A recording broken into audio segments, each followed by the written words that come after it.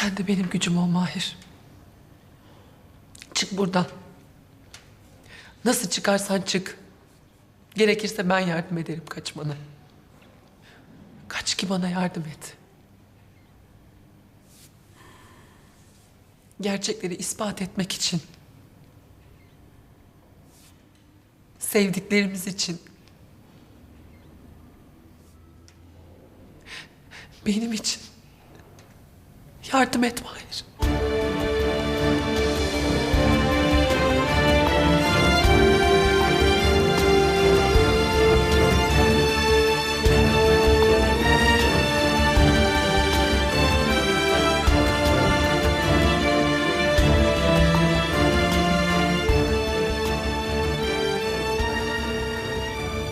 Benim için bunu yapar mısın Mahir?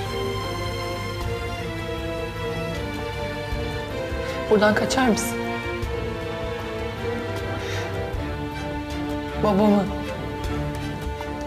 beyefendiyi adalete teslim etmem için bana yardım eder misin? Senin için her şeyi yaparım Feride. Ama bunu en çok da kendim için yaparım. Beyefendiyle hesabı olan bir tek sen değilsin. Bize yaptıklarının bedelini ödesin istiyorum.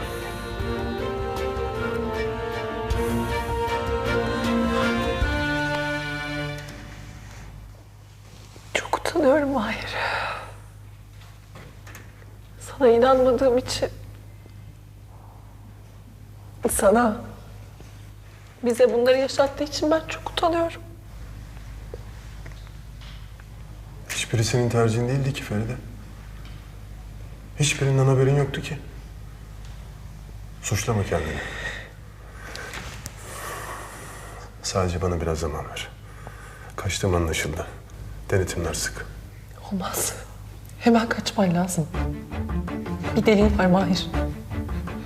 Babamın annemi öldürdüğüne dair tek delil. Bizim onu bulmamız lazım. Madem sen buradan kaçamıyorsun, yarın adliyeden kaçacaksın o zaman.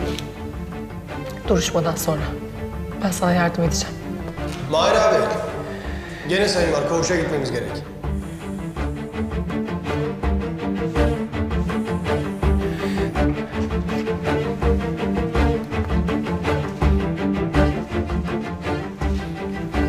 Yarın adliyede görüşürüz.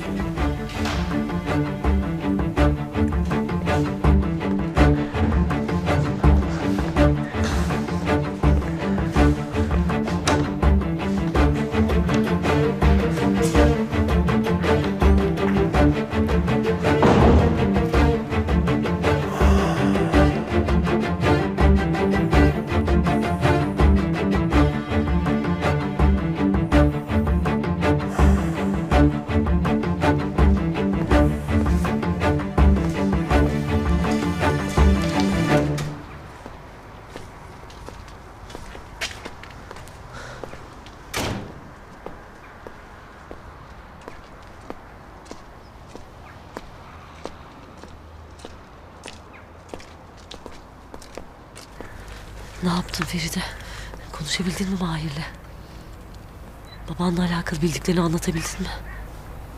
Anlattım. Annemin canına kıydığını bile söyledim. Ona ne kadar haksızlık ettiğimi, ne kadar ihtiyacım olduğunu, her şeyi anlattım işte. Ne dedi peki? Ne desin? Çok üzüldü ama o kadar çaresiz ki Mahir. Ne yapsın, o da perişan. O da eli kolu bağlı. Bana yardım etmesi için bir yol var, onu söyledim. Ne yolu Feride? Ne geçiyor aklından yine? Yarın duruşmadan sonra kaçmasını sağlayacağım Mahir'in. Ne? Ne dedin sen? Duydun işte. Mahir yarın kaçacak. Delili almam için bana yardım edecek. Sen ne dediğinin farkında mısın? Söylediğin şeyin ne kadar tehlikeli olduğunu farkında mısın Feride? Farkındayım. Ama başka yolu yok. Olmaz. İkinizin de başı belaya girer. Mahir'inki zaten belada. Başka çarem mi var Suna? Buluruz bir çaresini. Koskoca hakim adliyeden hükümlüyü kaçıracak, olmaz. Allah muhafaza bir aksilik olsa Neler olur aklın alıyor mu senin? Bu delili hukuki yollardan almamız mümkün değil. Anında babamın haberi olur. Bizden önce ele geçirir ve yok eder. Asla katil olduğunu ispat edemeyiz. O delili bankadan alacak tek bir kişi var. O da Mahir.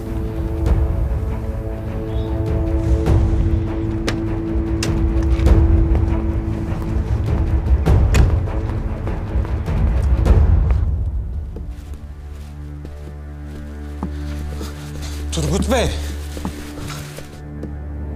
Bir şey mi diyeceksin Necdetciğim? Benim kızım güvende mi? Ona iyi bakılıyor mu? Ben nereden bileceğim bunu? Korkarım ki bilemeyeceksin. Bu nasıl iş ya? Bana güvenmekten başka şansın yok cancağızım. Müjdeli haberi getir, kızını al götür. Bu kadar basit. İyi de kardeşim, bu adam koskoca bakan. Kerhane bekçisi değil ki. Sabahtan akşama nasıl olacak bu iş? Benim tanıdığım alemin barut Necdet'i bu işi halleder. Bakan Bey de Allah'ın zavallı bir kulu neticede. Bu kadar mübalağa etmeyelim. Sen bu işi halledersin.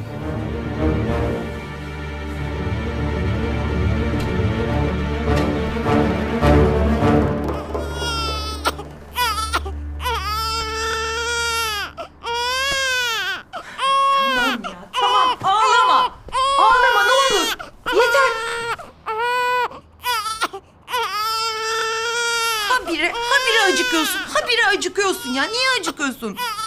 Niye acıkıyorsun? Tamam anneciğim.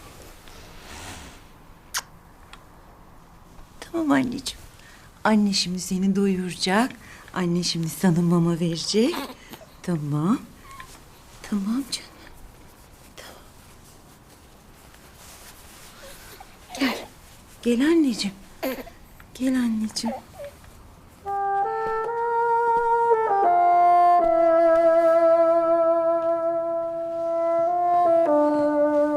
Nerede Allah'ım bu yavrucak?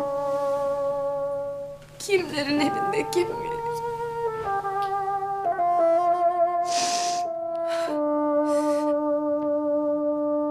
Hiç merak etmeyin Müzeyyen Hanımcığım. Bu topuz yat kalk gene bozulmaz, tamam mı? Seyis abim seni çağırıyor.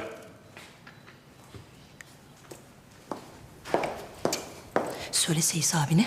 Beni çok görmek istiyorsa kendisi buyursun gelsin. Sen gelecekmişsin. Öyle dedi. Dışarıda bekliyor. İyi tamam çıksan geliyorum ben.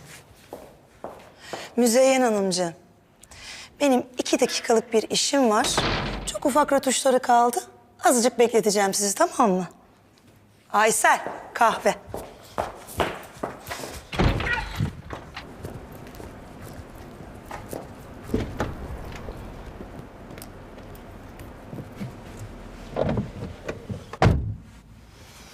Gelseydin ya Seyis, bir çayımı içerdin. Ne bu yabanilik? Böyle iyi. Ben öyle kadının kızın olduğu yere girmem. Allah Allah. İyi, ne istiyorsun benden? Söyle Turgut'a. Onunla buluşmak istiyorum. Yarın. Turgut mu? Hayırdır? Teferruatı bilmene gerek yok. Sen söyle, yeter. Yelkenleri suya indirdin yani. İyi. Hadi bakalım.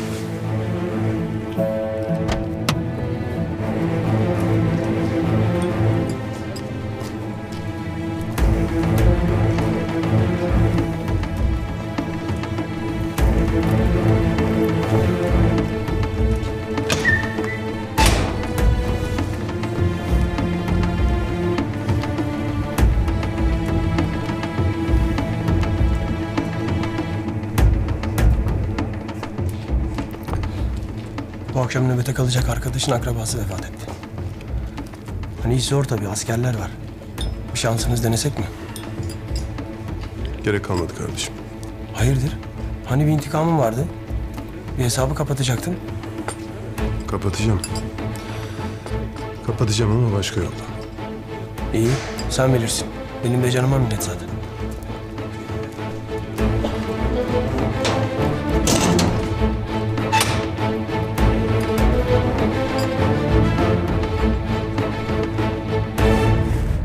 Nereye gidiyoruz Feride?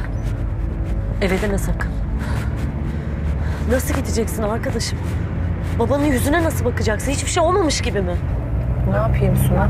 Başka çarem mi var? O eve gitmeyecek miyim eninde sonunda? Yüzüne bakmayacak mıyım? Şimdi gideceğim. Hiçbir şey bilmiyormuş gibi bakacağım gözlerine. Benim içim hiç rahat değil Feride. Sen böyle saf, içi dışı bir. Baban cin gibi. Yani şıp diye anlar gözünden, halinden.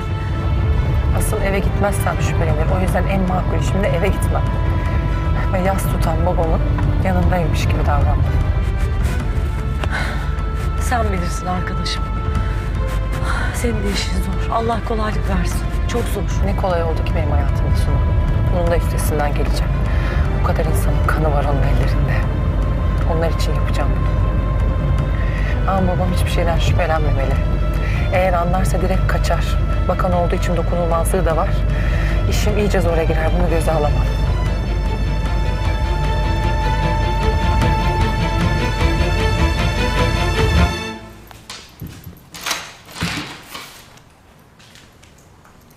Kalk Yasin komiser kalk. Yaktın kendini bir kabadayı için. Olmuşla ölmüşe çare yok. Ama yeter artık. Salın beni gideyim. Muhtemelen meslekten ihraç edileceksin. Ama Allah'ın şanslı kuluymuşsun. Öyle mi? Meslekteki hizmetlerini göz ardı etmedi savcı bey. Salın dedi. Ama davan açıldı. Tutuksuz yargılanacaksın, haberin olsun. Al şunu imzala, sonra serbest.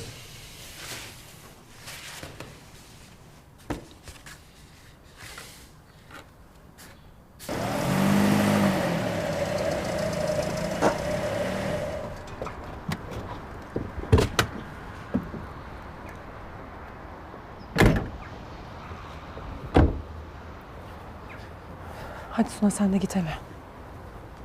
Nereye gidiyorum Feride? Seni bu katile yalnız bırakacağım. Çok özür dilerim Feride. Neticede anneni öldürdü. Sana da zarar versin istemiyorum. Bana zarar vermez. Artık tek yakını ben kaldım sonuçta. Annemi de bana bildiklerini anlatmasın diye öldürdü zaten. O yüzden bana zarar vermez. Feride, bırak dizinin dibinde durayım. Ha? Gönlüm el vermedi derim. Arkadaşım yasla derim ne olur. Beni merak etme Suna. Ben buradan çıkarsam deli çıkarım Feride. Endişeni anlıyorum Suna. Ama şimdi içeride ikimiz yan yana olursak daha çok belli ederiz. Şüphelenebilir bizden. O yüzden işleri zorlaştırma git ne olur. Peki.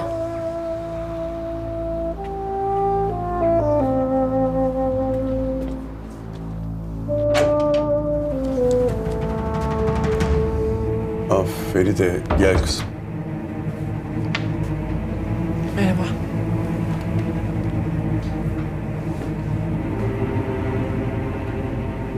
Biz de tam Selim Bey'le durumu konuşuyorduk. Bize bunu yapanları kim olduğunu öğrenmiş. Öyle mi? Kimmiş?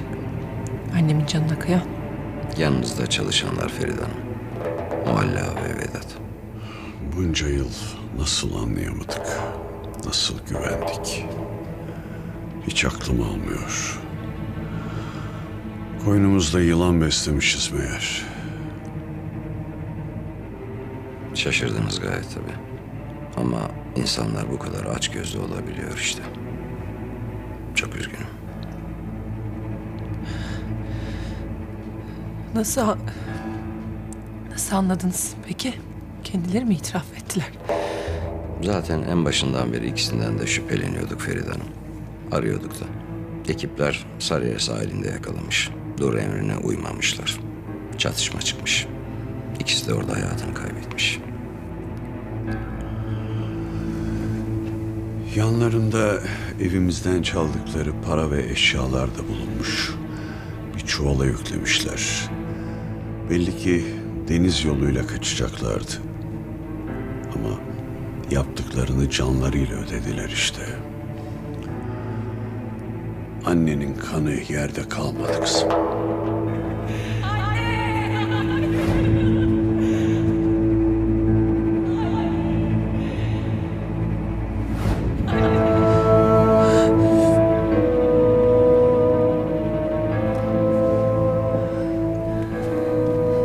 Feride, iyi misin kızım? Ben çok şaşkınım.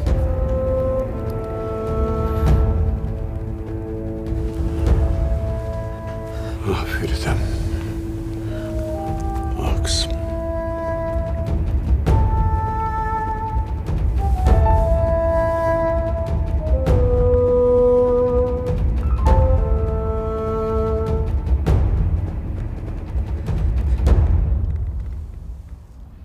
Vallahi ben de bilemedim İkbal.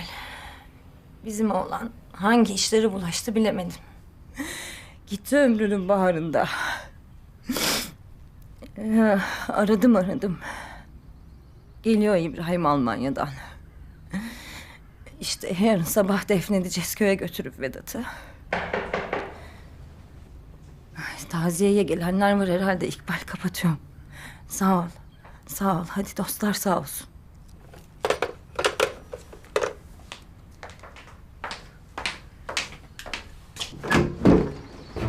Merhaba, yine ben. Git vallahi bak polis çağırdım. Git dedim. Git. Sessiz ol, kapa çeneni. Yürü. Ne istiyorsun gene? İstediğimi ver. Verecek bir şeyim mi kaldı benim? Ha, kardeşim de göçüp gitti. Neyim kaldı benim ha? Aman. Sen de sevgili kardeşinin yanına gitmek istemiyorsan istediğimi ver, uzatma. Neyi vereceğim anlamadım ki. Vedat bir şey saklamış. Söylemiştir sana. Git getir hadi. Vallahi benim bir şeyden haberim yok. Ne Benim tepemin tasını attırma. Yoksa evini hallaç pamuğu gibi atar gene bulurum istediğimi. Vallahi billahi bir şey yok bu evde. Burada ya da başka bir yerde bir şey saklamış kardeşin. Ya ekmek Kur'an çarpsın benim hiçbir şeyden haberim yok. Vedat geldi. Kızı da burada bıraktı gitti. Sonra geldiğinde hani sen Mualla'yı alıp gitmiştin ya. Hani sonra aradın. Vedat da çekti gitti. Nereye gitti, bir şey demedi mi? Bankaya dedi. Hangi banka? Hangi banka dedim? Yemin billah bilmiyorum, sadece banka dedi. Eğer yalan söylüyorsan... Yalan söylüyorsam Allah canımı alsın. Dediklerin doğru çıkmazsa gene gelirim. O zaman bu kadar sevecen davranma. Tamam mı canım?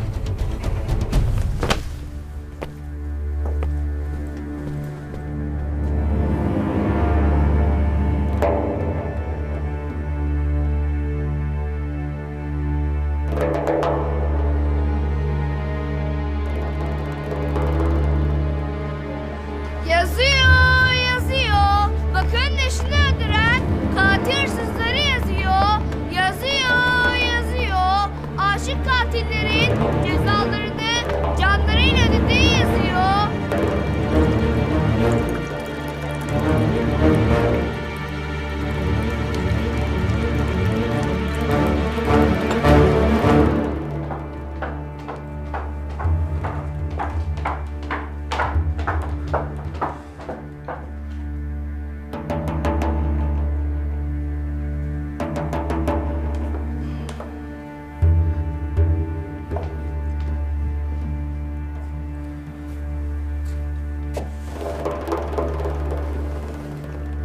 Günaydın. Günaydın kızım.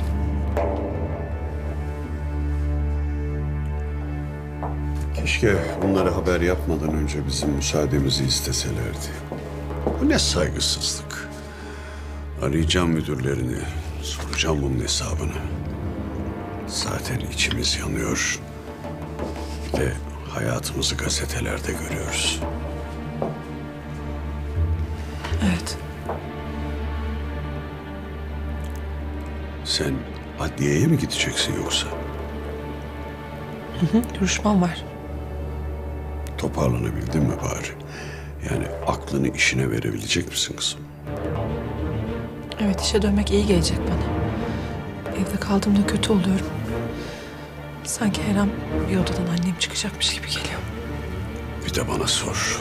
Bunca yıllık hayat arkadaşımı yitirdim. Öyle çok arıyorum ki onu.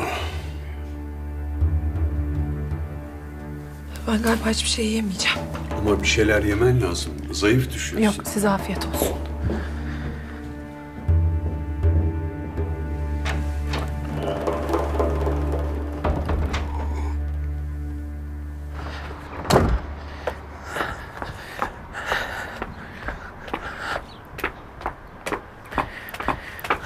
Feride. Suna, ne işin var senin burada? Ben saat 7'den beri buradayım. Niye, delirdin mi? Merak ettim. Mahir nasıl kaçacak diye düşünmekten, babam bir şey anladım diye düşünmekten dön uyuyamadım. Senin yüzünden aklımı kaçıracağım. Tamam sus, duyacak şimdi babam. Duymuş mudur? Ha? Duymuş mudur Feride? Duymamıştır, duyacak sen böyle konuşursan. Sus artık.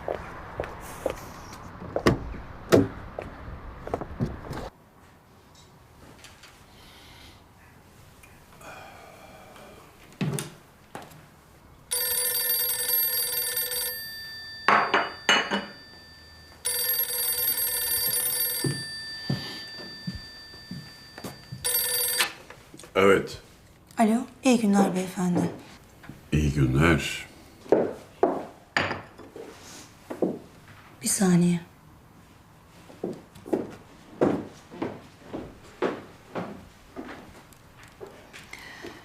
Araştırmamı yaptım. Vedat Bey ölmeden önce bir bankaya uğramış. Sanırım delili de oraya sakladı. Hangi bankaymış? Henüz onu öğrenemedim. Peki Belgin'cim, teşekkür ederim. Gerisini ben hallederim.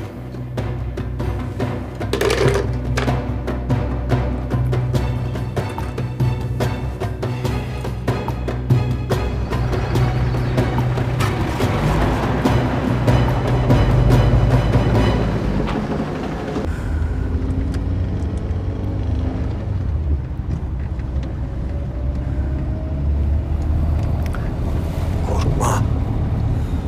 Ya yanlış bir şey dersem? Bunun doğrusu yanlışı yok İlknur. Sen ne yaşandıysa onu anlatacaksın. İyi de... Ya bir zararım dokunursa abime? Yani yardım edeyim derken daha da fena yaparsam işin olacak. Olmaz öyle şey, merak etme. Sen hakikati anlatacaksın. Onlar da Mahir'in seni korumak için onu öldürdüğünü anlayacaklar. Cezası da indirilecek. İnşallah dediğin gibi olur. Seninle gelmek isterdim adliyeye. Ama malum başım pek hoş değil öyle yerlerle. Hem benim halletmem gereken başka bir mesele daha var. Arif seninle gelecek. Mahkeme bitene kadar da seni bekleyecek. İşiniz bitince siz eve geçersiniz. Ben de geç kalmam. Tamam?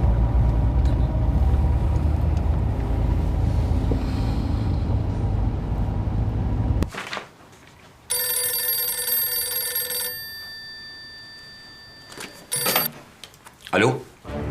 Dinle Selim, çok mühim bir işimiz var.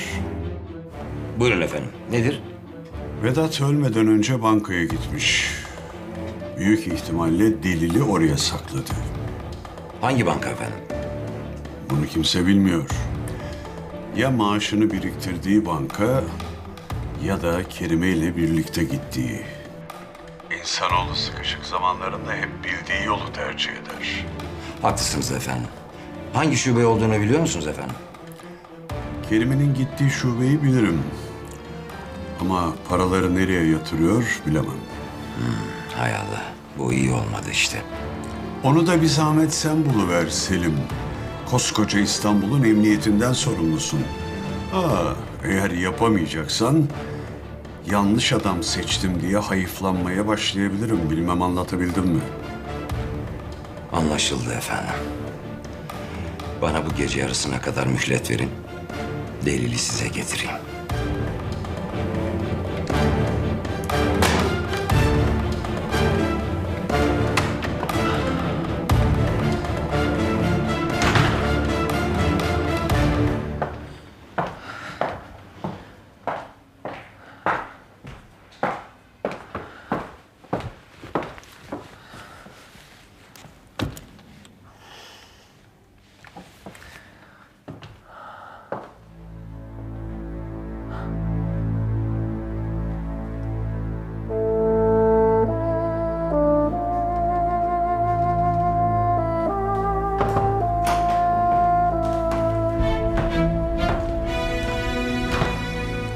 Günaydın.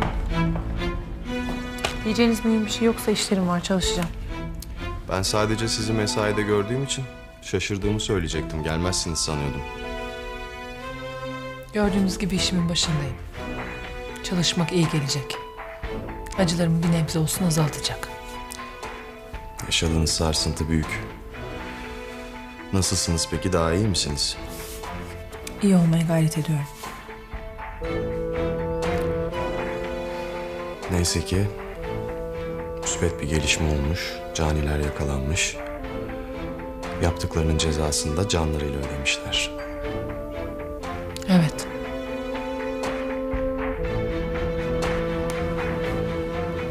Feride Hanım. Mahir Kara'nın duruşması bugündü değil mi? Yoksa bunun için mi hassasiyet gösterip geldiniz adliyeye? Nasıl istiyorsanız öyle yorumlayın Adnan Bey. Şimdi müsaade ederseniz yapmam gereken işler var.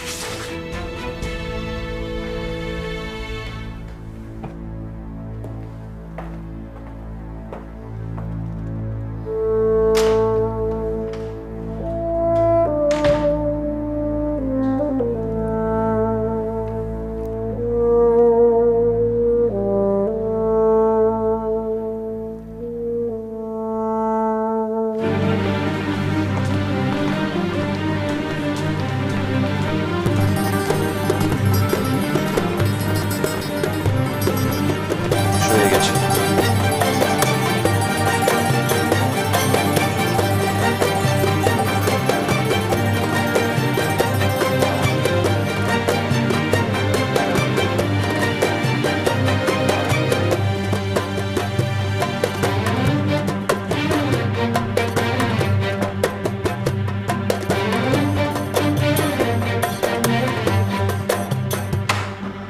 Feride, Mahir getirdiler. Öyle mi? Odaya mı aldılar? Kaçması için şu an en uygun zaman. Hayır Suna, duruşmadan sonra. Feride neden? Duruşmadan sonra askerler kolundan tutup götürecek, imkansız kaçamaz. Hayır dedim Suna. Allah Allah Feride, zamanımız yok. Şu an en uygun zamanı, ben askerleri oyalarım. Duruşmadan sonra Suna. Davayı karara bağlayacağım. En azından bu sonuçlansın. Zaten kaçtıktan sonra artacak cezası. Ha, tamam öyle desene. Fırsat mı verdin? Tamam kızma. Peki daha sonrasını düşündün mü? Nasıl kaçacak?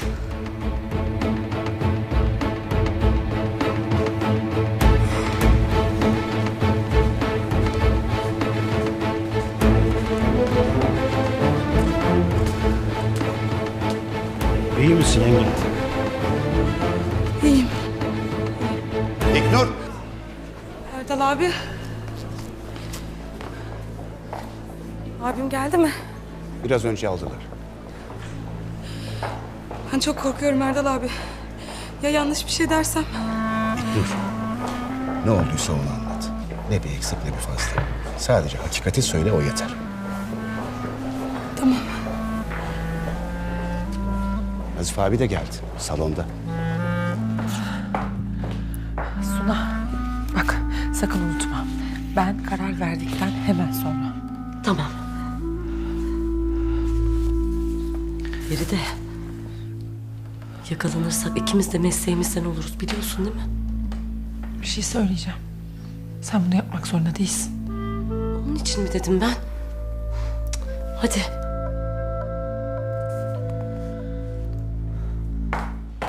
Allah'ım sen bize yardımcı ol.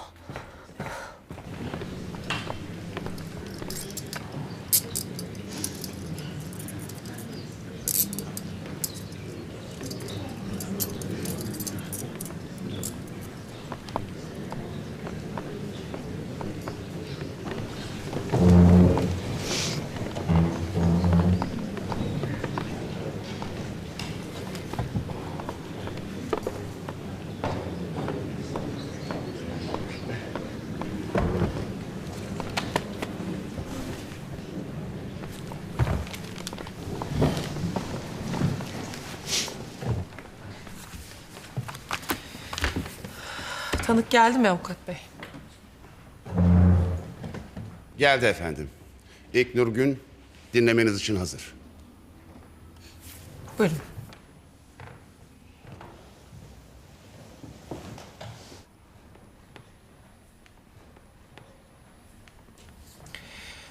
Olay gecesi siz de oradaymışsınız. Bize olanları anlatır mısınız?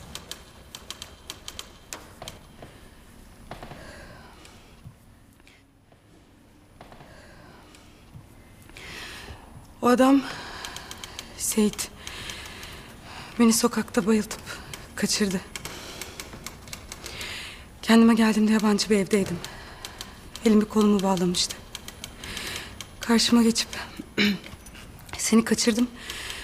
Abin gelince ikinizi de öldüreceğim dedi. O zaman anladım ki abim ardıma düşüp gelsin diye kaçırmış beni. İkimizi de öldürmek için. Çok korktum. O zaman kim olduğunu bilmiyordum bile. Sonra abim geldi. Beni kurtarmak için geldi.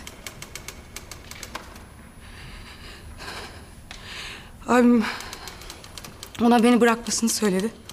Ama o bırakmadı. Silahını çekip alnıma dayadı.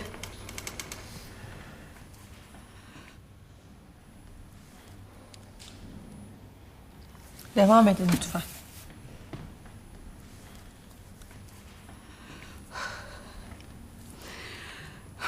Abim konuşmak istedi onunla. Ama o dinlemedi. Yaklaşırsa beni öldüreceğini söyledi ona. Hem de çaresiz kaldı.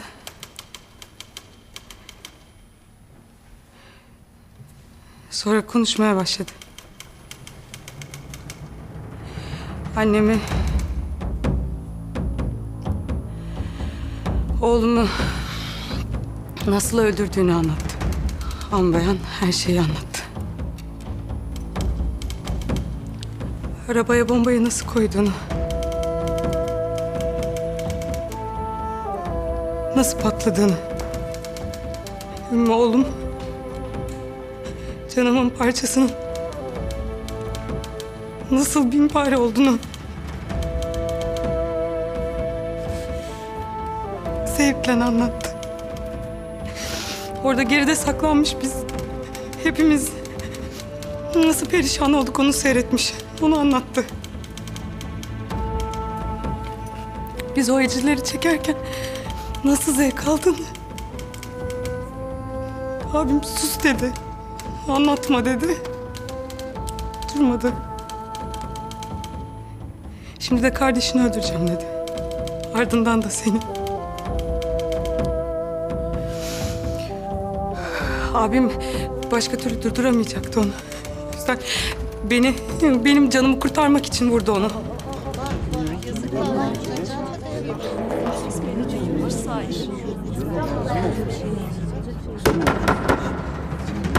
Sessizlik.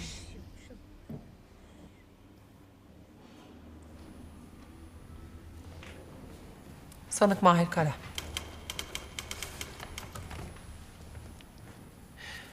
İlknur Gün'ün anlattıklarını doğruluyor musunuz? Doğruluyorum Sayın Hakim. Olaylar aynen kardeşimin anlattığı gibi cereyan etti.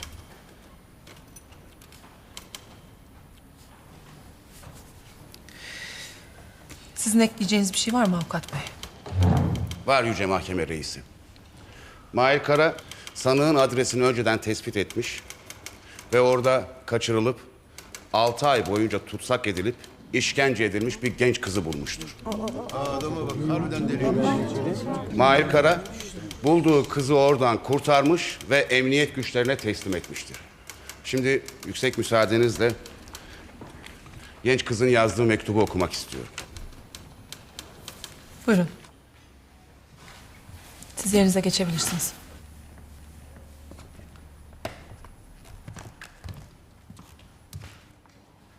Sevgili Mahir Kara, duydum ki beni kurtaran kahraman sizmişsiniz. Şimdi annemin, babamın, kardeşlerimin yanındayım.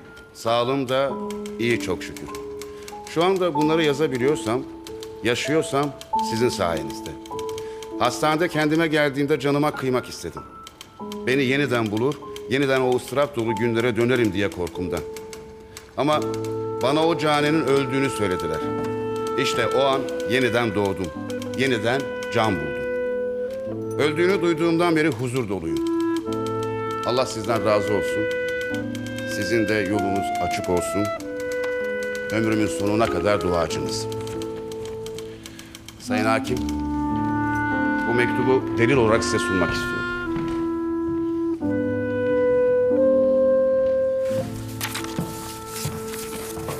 Ve sayın mahkeme üyeleri, şimdi size sormak istiyorum. Bu hasta ruhlu insandan annesini, yeğenini öldürmüş, ayrıca adliye mensubu Bahar Dündar'ı da canice katledip hayatına son vermiş insandan kardeşini koruyup kurtarmak isteyen Mahir Kara suçlu mudur? Sayın Hakim. Size söz vermedim Savcı Bey.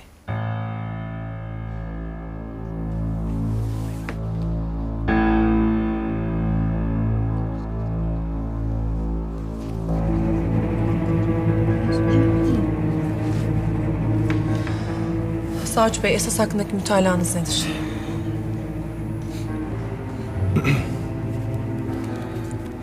Dosyadaki deliller ve mahkemedeki açık ikrarına istinaden sanığın kasten adam öldürme sebebiyle Türk Ceza Kanunu'nun 448 ve 450. maddeleri gereğince ağırlaştırılmış müebbet hapisle cezalandırılmasını talep ediyorum.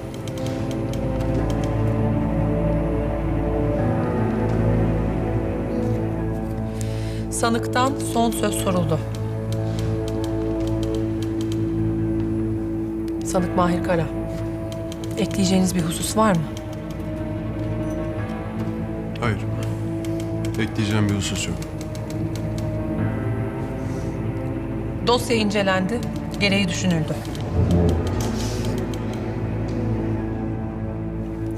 Sanık Mahir Kara'nın kasten adam öldürme suçundan Türk Ceza Kanunu'nun 448. maddesi gereğince suçun işleniş biçimi nazara alınarak takdiren temel cezanın alt sınırından belirlenmesi suretiyle 24 yıl hapis cezası ile cezalandırılmasına, Türk Ceza Kanunu'nun 51. maddesi gereğince sanığın suçu ağır ve şiddetli tahrik neticesinde işlediği anlaşıldığından cezasının 3'te 2 oranında indirilerek 8 yıl hapis cezası ile cezalandırılmasına, sanığın yargılama süresince mahkememize göstermiş olduğu saygılı tavırları lehine takdiri indirim nedeni kabul edilerek verilen cezadan Türk Ceza Kanunu'nun 59. maddesi uyarınca 6'da 1 oranında indirim yapılarak 6 yıl 8 ay hapis cezası ile cezalandırılmasına Yargıtay yolu açık olarak karar verilmiştir.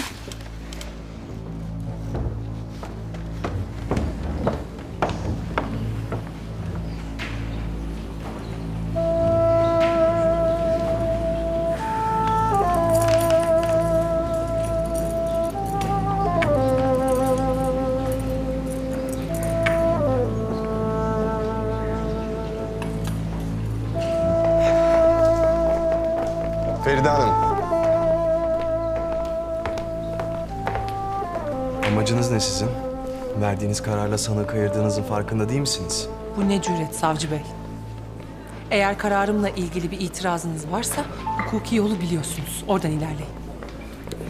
Gereğini yapacağımdan hiç kuşkunuz olmasın.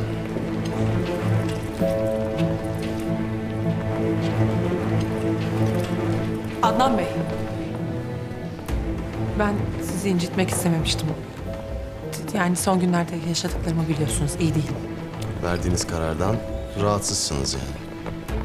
Hayır, verdiğim karardan son derece eminim. Sadece bunu ifade ediş biçimim biraz sert oldu. Kusura bakmayın. Bakın Feride Hanım. Abi nereye? Mahir'i göreceğim. Abi bir dur. Bir görsem oğlunu. Mümkünü yok mu? Jandarmalar alıp götürmeden bir hatırını sorsam yeter. Sonra abi sonra. Biz şimdi hiç onların yanına yaklaşmayalım. Neden evladım? Nazif abi sen bir gelir misin benimle? Tamam. Biz bırakalım mı sizi? Yok ben Nazif abiyi bırakırım. Sen git kızım.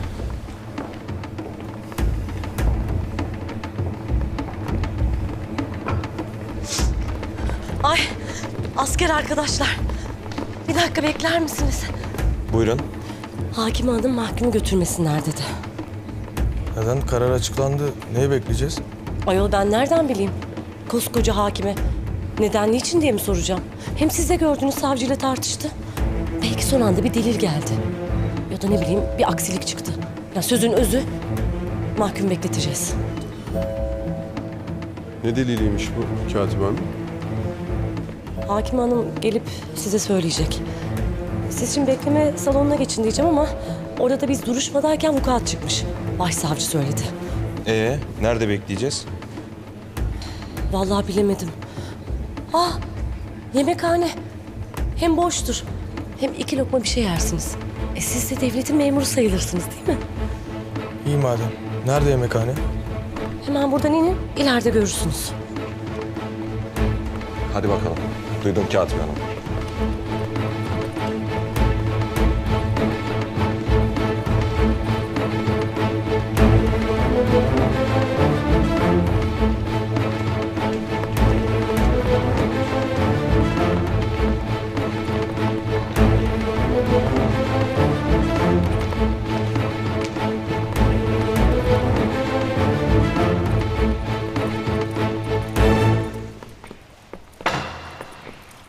Otur bakalım.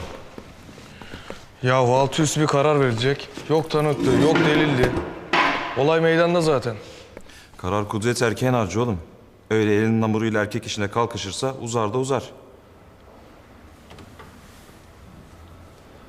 Asker ha. Senin bir anan vardır illaki. Sağdır inşallah. Evet. Babam öldü ben küçükken. Anam sağ çok şükür. Ne güzel. Allah başından eksik etmesin. Bak başında erkek olmadan seni büyütmüş. Git o elinin hamuruyla hiçbir erkeğin yapamadığı şeyi yapan ananın ellerinden öp.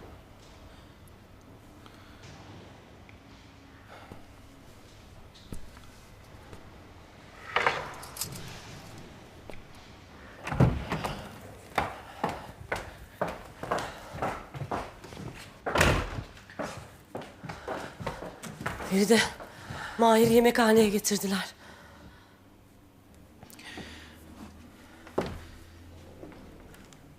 Feride bak bir tereddütün varsa hemen vazgeçebiliriz.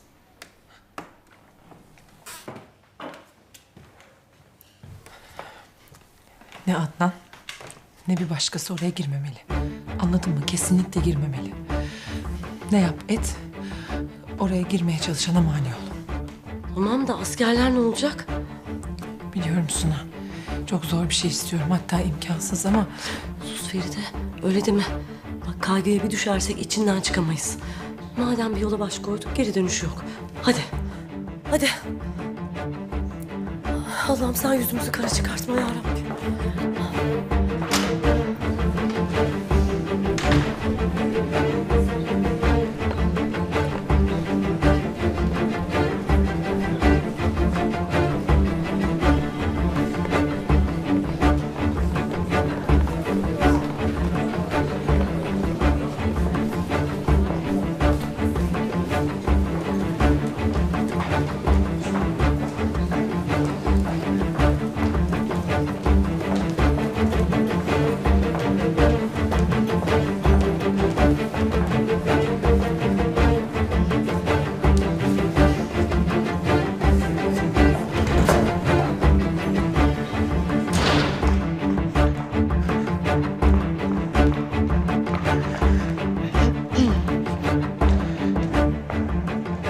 Buyurun Hakim Hanım.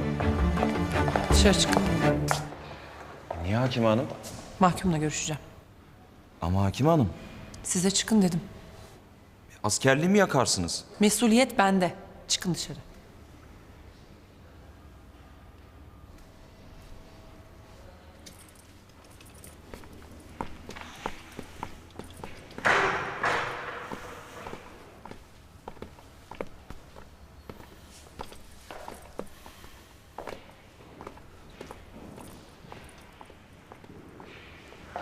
Hadi Mahir hemen çık şu kapıdan. Feride, iyi düşündün mü? Bak bu işin sonu... Mahir, Yasin bekliyor seni dışarıda. Hadi hemen çık, acele et. Seni nerede bulurum? Bizim yerimizde. Çay bahçesinde olacağım. Mahir. Dikkatli ol. Sen de.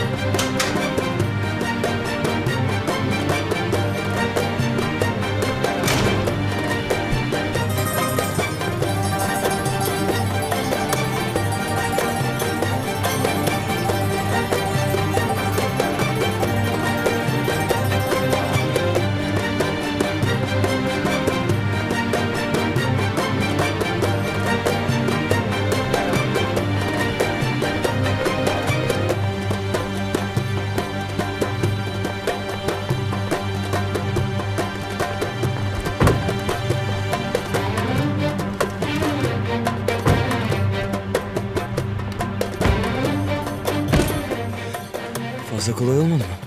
Feride'nin başı derde girmesin de. Uzat elini abi. Seni şu esaretten bir kurtaralım. Bas kız Orhan.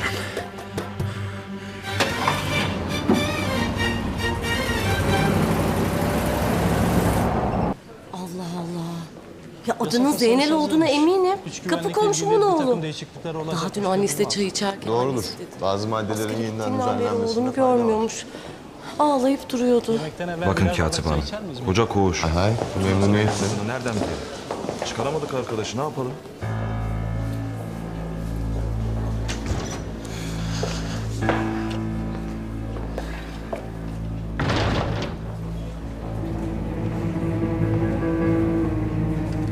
Odama geçelim Suna. Emredersiniz.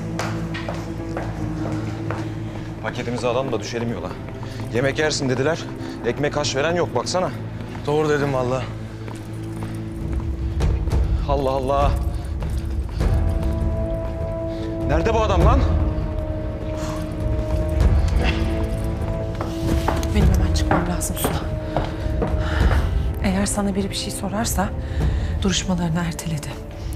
Annesinin vefatından dolayı dayanamadı dersin. Bak söylüyorum Suna, hiçbir şey bilmiyorsun, hiçbir şey anlamadın, tamam mı? Tamam. Sen şimdi Mahir'in yanına mı gidiyorsun? Evet. Delili nasıl alacağız onu konuşmamız lazım. Feride, gözünü seveyim dikkat et ne olur.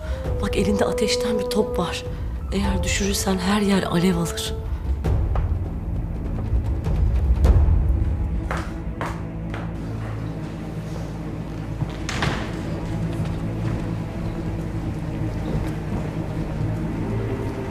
Çıkıyorsunuz galiba. Evet, sinirlerim harap halde, malum. İyi istirahatler Feride Hanım.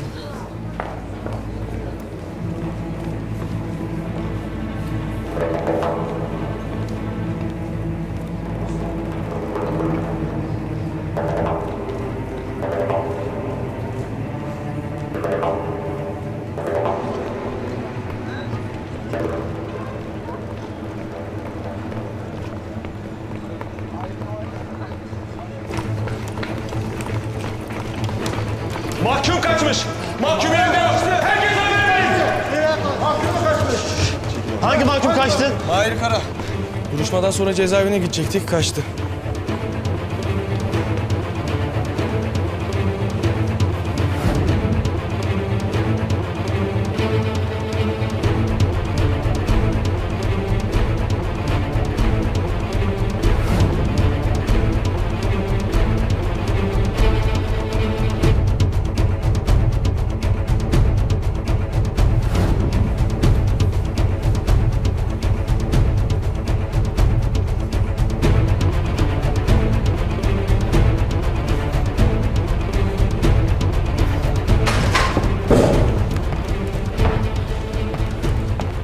Hayırdır savcı bey?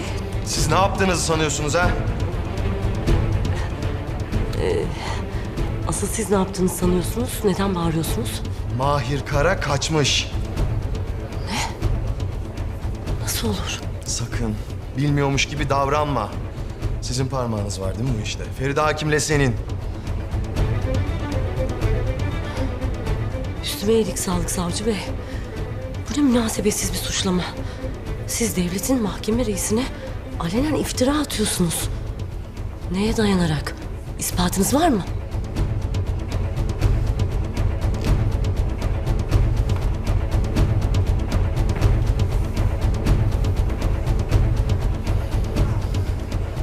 Yok. Ama bulacağım. Andım olsun. Bulacağım.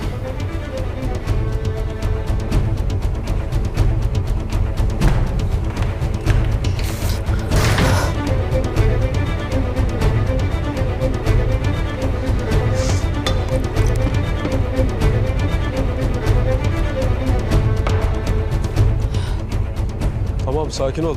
Baştan anlat bakalım nasıl oldu? Haberimiz yoktu. Kaçmış. Derhal odama, derhal. Siz de bütün emniyet birimlerine haber geçin. Mahir Kara'yı gördükleri yerde yakalasınlar.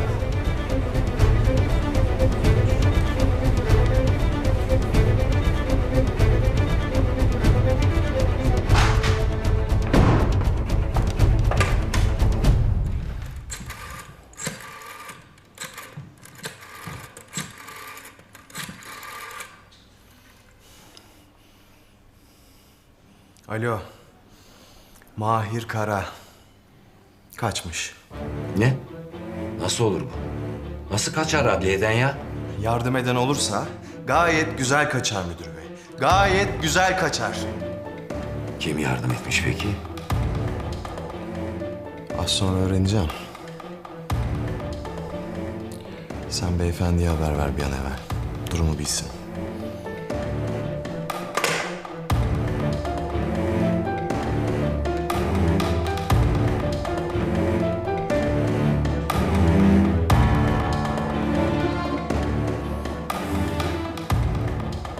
Şimdi anlatın bakalım. Duruşma salonundan çıktığınız andan itibaren tutuklunun kaçtığını anladığınız ana kadar saniye saniye her şeyi anlatın. Evet. Efendim size çok mühim bir haberim var. Neymiş? Efendim maalesef Mahir Kara duruşma sonrası adliyeden kaçmış efendim. Nasıl mümkün olabilir bu? Koskoca adliyede polis yok mu, asker yok mu? Nasıl kaçmayı başarmış henüz bir malumatım yok efendim. Sizi haber vermek için aradım ben. Ama Adnan Bey işin peşinde efendim, merak buyurmayın. Ben de bütün emniyeti teyakkuza geçirmiş vaziyetteyim. Bir an önce bulun şu herifi. Zorluk çıkartırsa da vurun gitsin.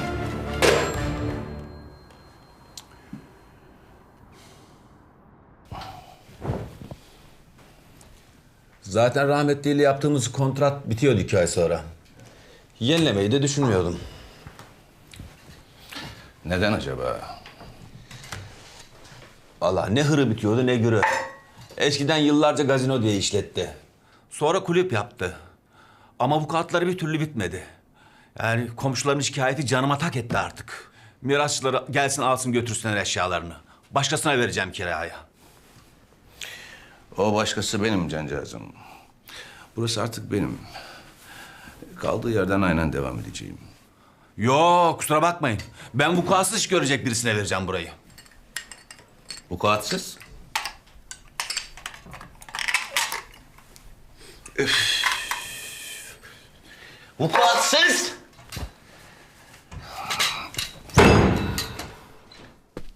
Namusla paranın kimde olduğu belli olmaz cancağızım.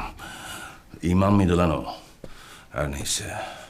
Burası benim dediysem benim. Eğer ısrar edecek olursan sadece canını yakmakla kalmam. Kiraya da indirim yaparım. Ya ne olursunuz yapmayın etmeyin. Yıllarca Yusuf Bey'den ben çektim zaten. Mustafa kibar adamdır lakin eli biraz ağırdır demedi demeyin. Mustafa!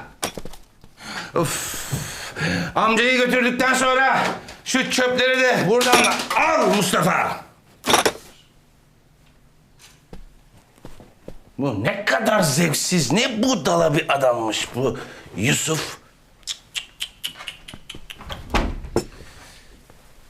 Ölünün arkasından konuşmanız hoş değil savcı bey. Vay vay vay vay İsmail Bey, geldiniz. Buluşma yerine itiraz etmediğinize memnun oldum. Maksadınız belli. Çöplüğün yeni horozu benim diyorsun. Zeki adamları severim. Belgin buluşmaya geleceğinizi söylediğinde ne kadar akıllı olduğunuzu anladım. Demek ki doğru karar verdiniz. Emir büyük yerden geldi diyelim. Her neyse ne. Ben Hatice'yle değil, neticeyle ilgilenirim. Sizinle birbirimizi seveceğiz dostum. İş başka, hasbihal başka. Sizinle olan mesaimiz işle sınırlı kalsın kafi. Hay hay. O zaman ilk işimizi konuşmaya başlayabiliriz.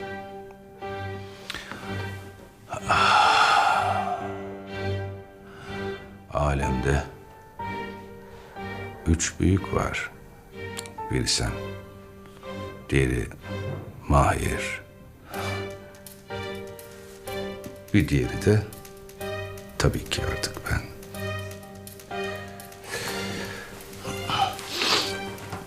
Mahir'in durumu malum.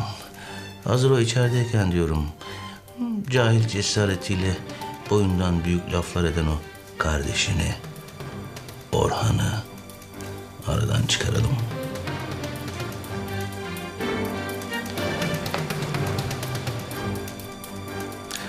Başıboş kalan mıntıkayı da aramızda pay ederiz.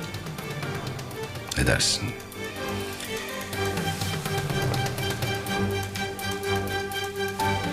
O serseriye çok emek verdim. Ama o yediği kaba tükürdü. Bir cezayı hak etmişti.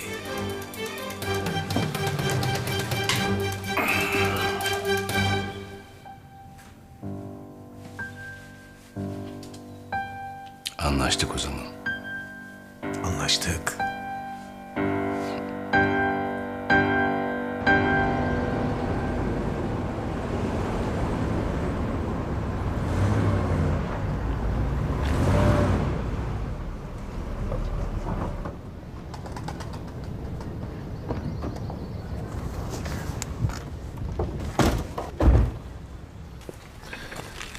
Siz burada bekleyin.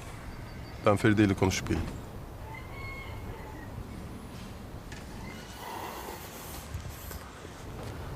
Burada düğünleri olacaktı. Bir yuvaları olacaktı. Hayat hiç mi izin vermez be?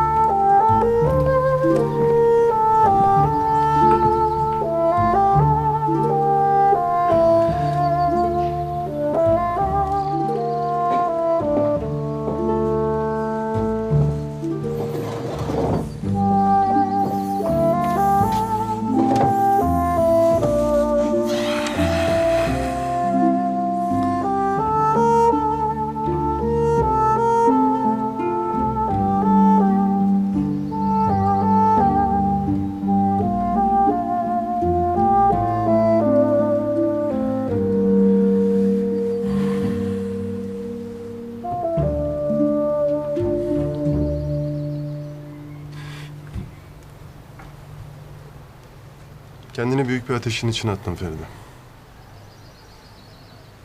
Her an bu işin arkasında senin olduğunu öğrenilebilir. Umurumda değil. Birinin babamı durdurması gerek Mahir. O da benim. Oo, bizim kayıp kurumlar meydana çıkmış. Vallahi daha geçen gün hanımla sizi konuşuyorduk. Neredeler, niye hiç görünmüyorlar diyorduk.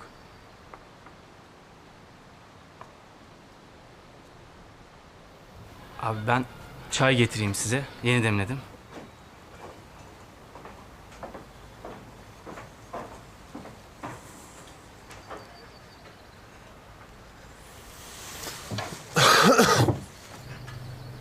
Hapishanede anlattım sana. Babamın katil olduğunu ispatlayacak bir delil var. Vedat o delili bir bankaya koyduğunu söyledi, kasanın içinde. Ancak ya Vedat'ın varisi açabilir o kasayı ya da mahkemeden izin almamız gerekiyor ki bunu yapamayız. Çünkü hemen babamın kulağına gider. Emniyet müdüründen Adnan Savcı'ya kadar herkes babamın emrinde resmen. Bu Adnan'ın sağlam olmadığını ilk gördüğümde anlamıştım. Adam bana sorgusuz sualsiz kara çalmaya çalışıyor hep. Ne yapacağız Mahir? Nasıl alacağız delili? Anahtar müdürdedir. Evet ama onu ikna etmemiz mümkün değil. Bana müdürün adresini bulabilir misin?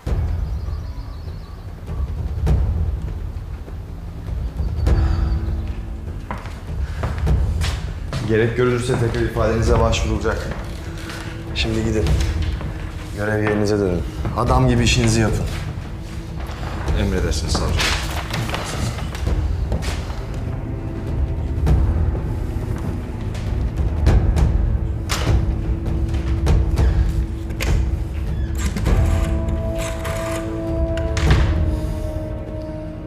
Üçüncü Ağır Ceza'nın kalem memuru Suna Demir. Derhal odama gelsin. İfadesini alacağım. Gelmene gerek yok dedim Feride. Geleceğim dedim Mahir. Niye anlamak istemiyorsun? Asla ama asla bu işin peşini bırakmayacağım. O delili alacağım ve kendi ellerimle teslim edeceğim. Bak kaçmama yardım ederek başını büyük bir derde soktun zaten. Daha fazla bulaşma bu işe.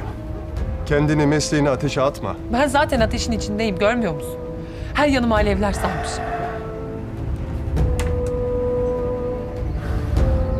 Feride, demin kendin söyledin müdürü rica minnetle ikna edemeyiz diye. Demek ki zorla razı etmem gerekecek. Yani bu işin içinde silah olacak. Tehdit olacak. Belki can yanacak. Ben sana gelirken bunların hepsini göze aldım. Yeter ki o müdürü bankaya getirtelim ve kasayı açtıralım.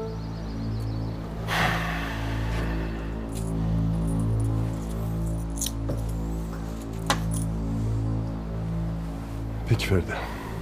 Nasıl istersen.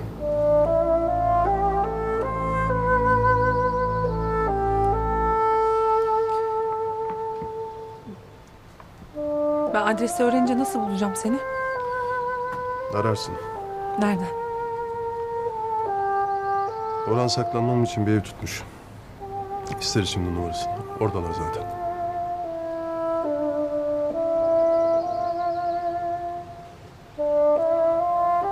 Gidelim o zaman.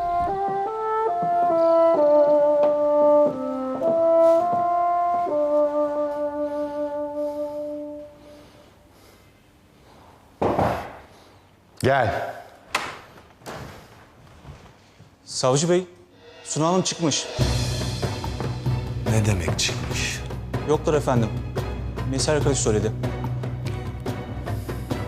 Dışarı.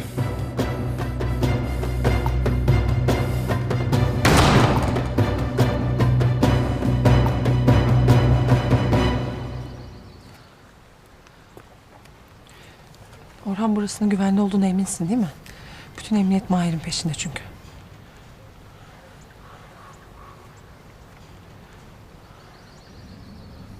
Adresi bulur bulmaz arayacağım seni. Tamam.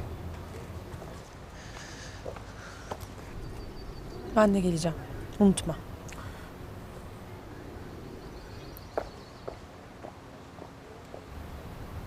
Nereye gelecekmiş Feride? Delili almaya. Olacak iş mi bu? Hayır, olmayacak. Ama Feride'nin haberi yok.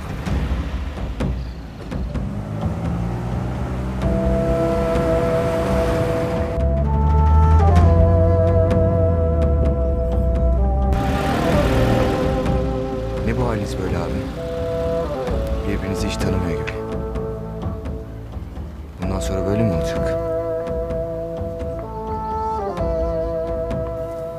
Başka türlüsü mümkün değil artık Yasin.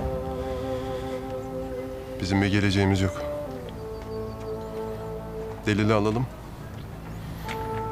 Gidip teslim olacağım. Cezamın geri kalanını çekeceğim. Feride de kendine bensiz yeni bir hayat kuracak. Ötesi yok. Hadi.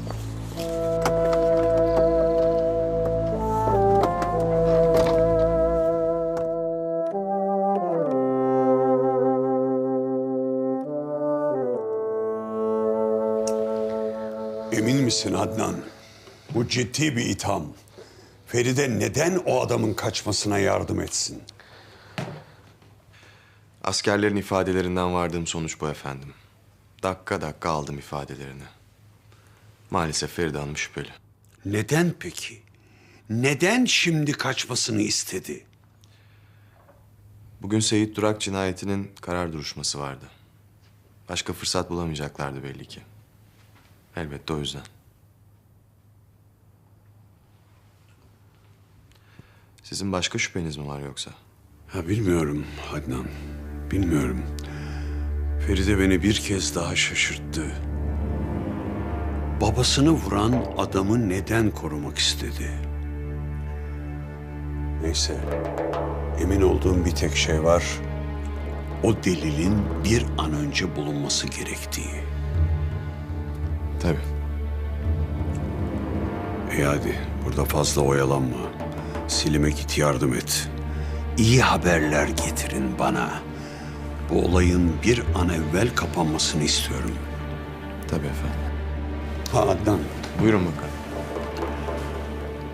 Feride gerçekten o adama yardım ettiyse cezası neyse çeksin. Bu konuda elinden geleni yap. Anlaşıldı efendim.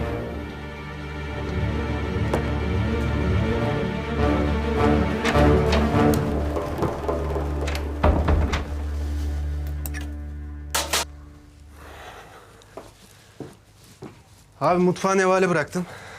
Çay, çorba ihtiyacın olan her şey var. Ben artık kaçayım. Mıntıkaya mı? Malum. Boş bırakmaya gelmiyor. Dikkatli ol Orhan. Gözün sade önünde değil.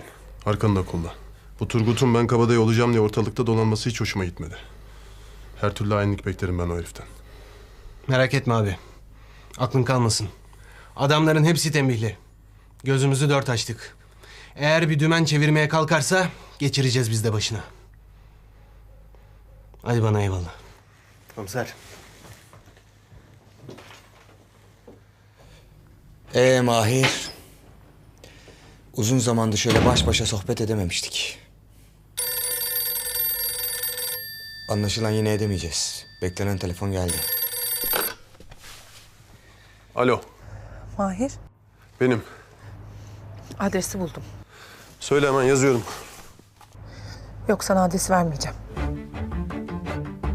Neden? Çünkü sana adresi verirsem beni oraya götürmeyeceksin, biliyorum. Seni çok iyi tanıyorum Mahir Kara. Sen de beni tanırsın. Ne kadar inatçı olduğumu bilirsin. Feride, bu inat edilecek bir mesele mi? Eğer adresi istiyorsan yarım saat sonra Ortaköy iskelesinin ilerisindeki postanede ol. Ben de hemen yanında olacağım. Yapma Feride, oyun değil bu. Seni tehlikeye atamam. Yarım saatim var Mahir.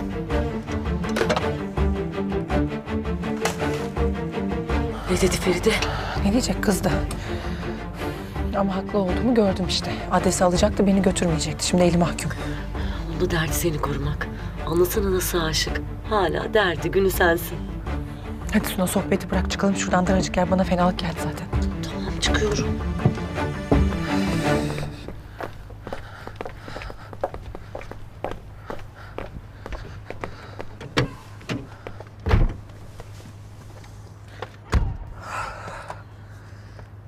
Hep böyle mi olacaksınız Mahir'le? Hamile olduğunu ona söylemeyecek misin hiç? Asla. Asla bilmeyecek. Neden? Çünkü bizim Mahir'le bir geleceğimiz yok. Bebeğimi doğuracağım. Tek başıma büyüteceğim. Bilse de bir şey değişmez zaten. Mahir delili bulduktan sonra hapishaneye geri dönecek. Dönmese bile yakalarlar.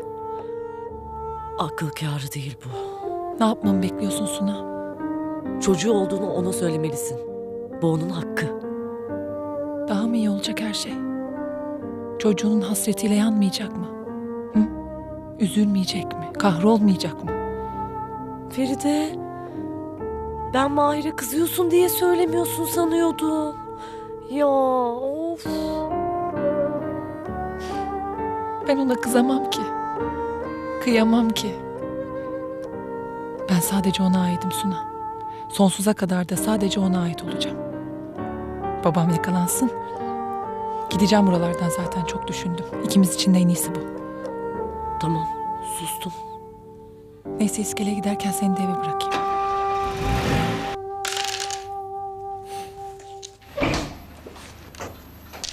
Selamun aleyküm. Aleykümselam. Vereyim mi abi çay? Eyvallah. İçtim ben çayımı. Eyvallah abi.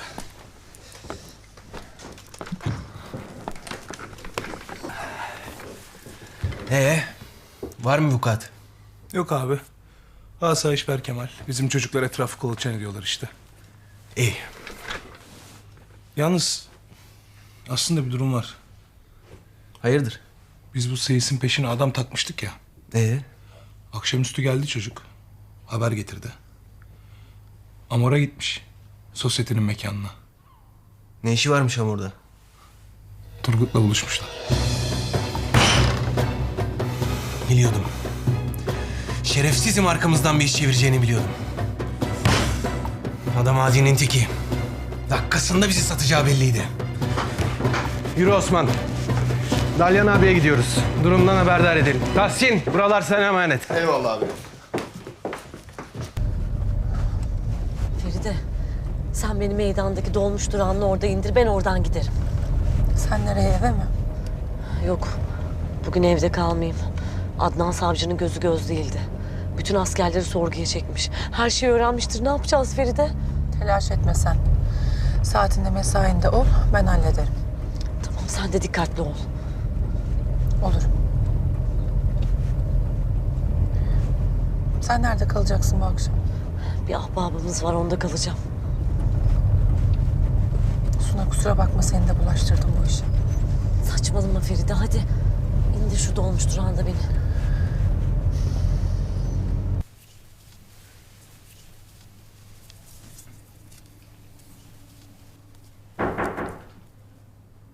Orhan.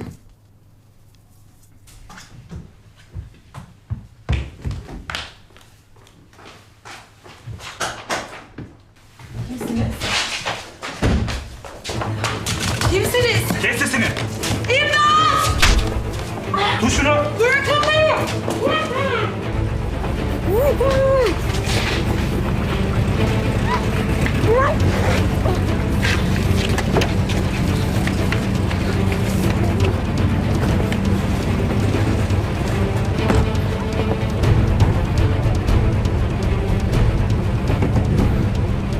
Kız iyi mi? İyi abi. Biraz debelendi ama fazla kılamadık. Hadi bakalım. Bizi takip edin. Devam et.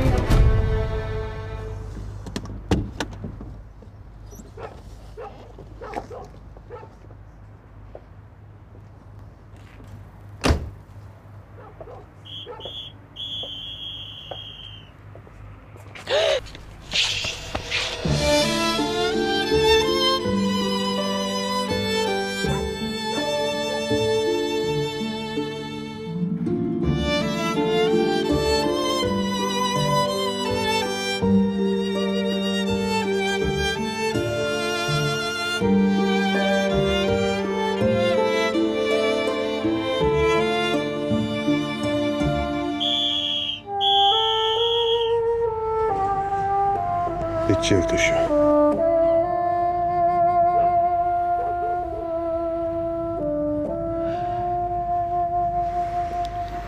Sen burada dur.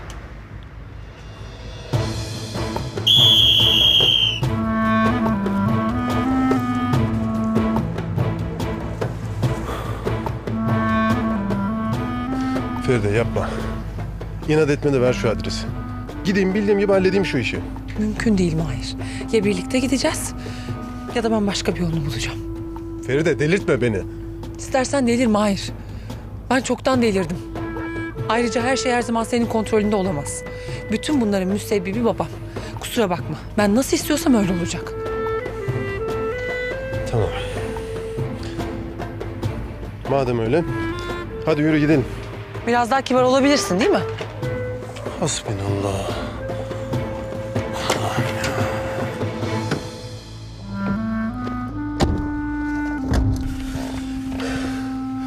Adresi verirsen nereye gideceğimizi bilirim. Feriköy'e doğru gideceğiz. Feriköy'ün neresine? Sen git, ben söyleyeceğim. Ne demek şimdi bu? Sen güvenmiyor musun bana?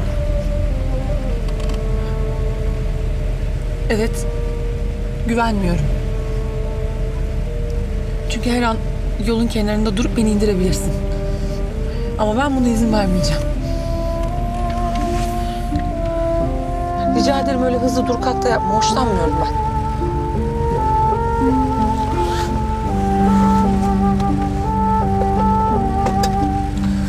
Peki Hakim Hanım. Siz nasıl arzu edersiniz?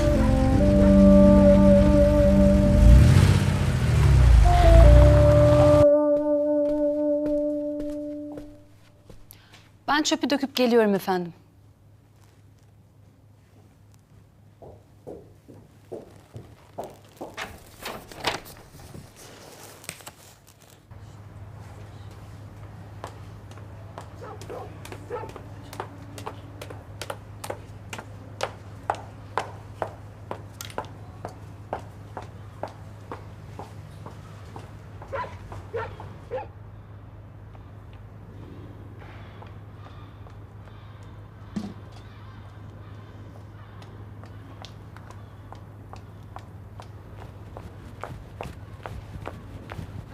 Güzel.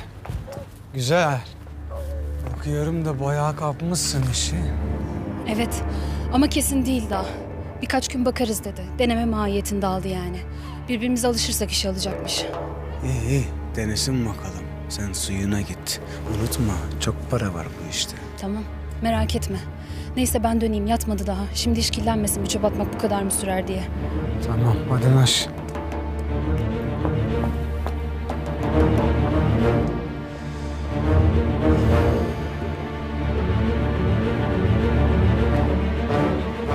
Evet, aylık hesap bitti gibi.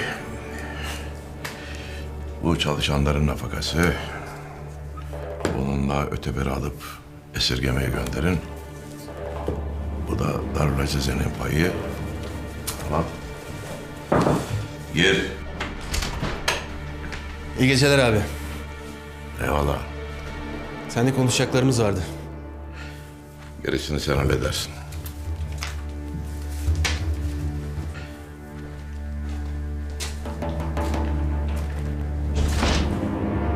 Hayırdır evlat? Dediğim gibi oldu abi. Seyis iti bizi sattı. Bugün Turgut'la buluşmuşlar. Belli ki arkamızdan iş çevirecekler. Bak bu hoşuma gitmedi işte. Adam sanırsın eşeği, alnına vurur, kuyruğu desene. Madem öyle, biz de o kuyruğu onun boynuna dolayıp sıkmasını biliriz.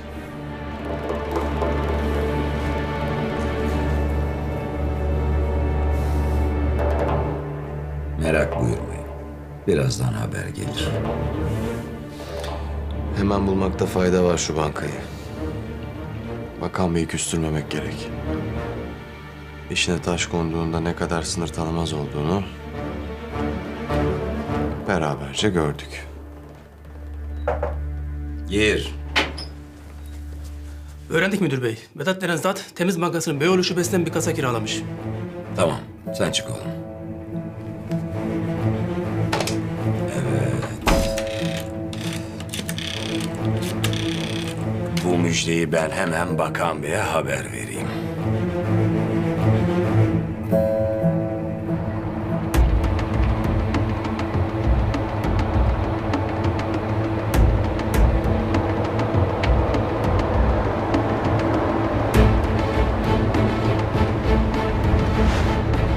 Mahir burası.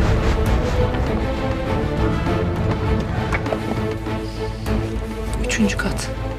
Hiç ışık yanmıyor, inşallah evdedir. Uyumuştur memur adam. Sabah erkenden kalkıp mesaiye gidecek. Sen burada kal. Ben müdür alıp geleceğim. Sonrasında da hep beraber bankaya gideceğiz. Artık bir şekilde ikna edip kasayı açtıracağız.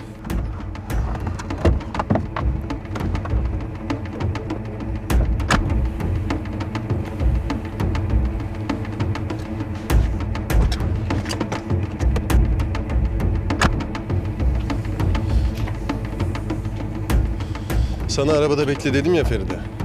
Ben de bu iş ben nasıl istersem öyle olacak dedim Mahir. Her adımı birlikte atacağız. Ya sabır. Hadi Mahir.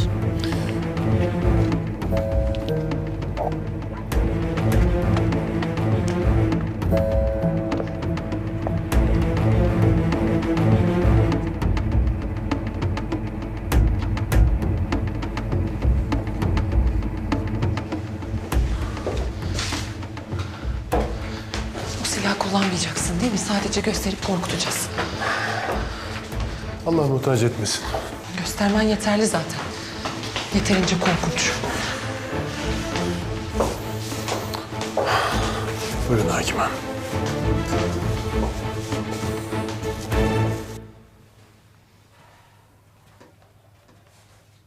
Polisi bu işe karıştırma bence Selim. Neden? Biri konuşursa başın belaya girer sonra. Bırak başka türlü halledelim. Hakkım var. Da nasıl halledeceğiz peki? Benim tanıdıklarım var. Onlara havale edeceğiz işi. Soygun süsü verilecek. Bu kadar basit. Güven bana. Benim için hava hoş. O delil buraya gelsin de nasıl gelirse gelsin.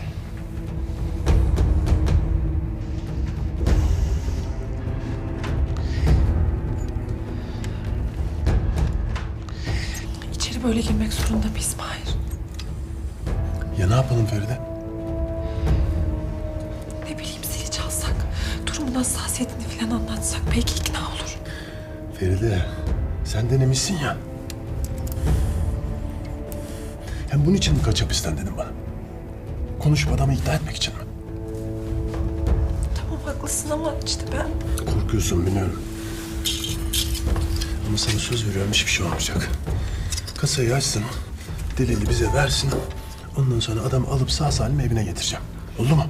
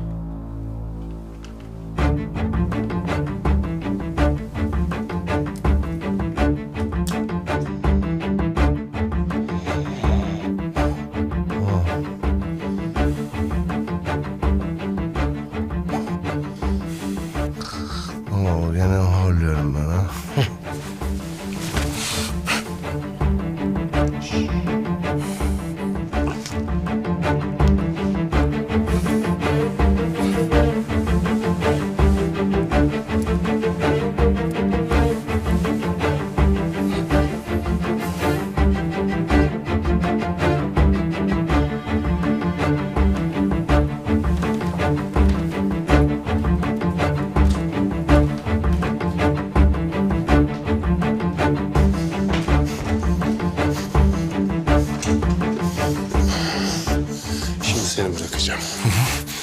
Ula ki bağırırsan canını yakarım. Kimseye bir şey olsun istemiyorsan sessizce dediklerimi yapacaksın. Tamam.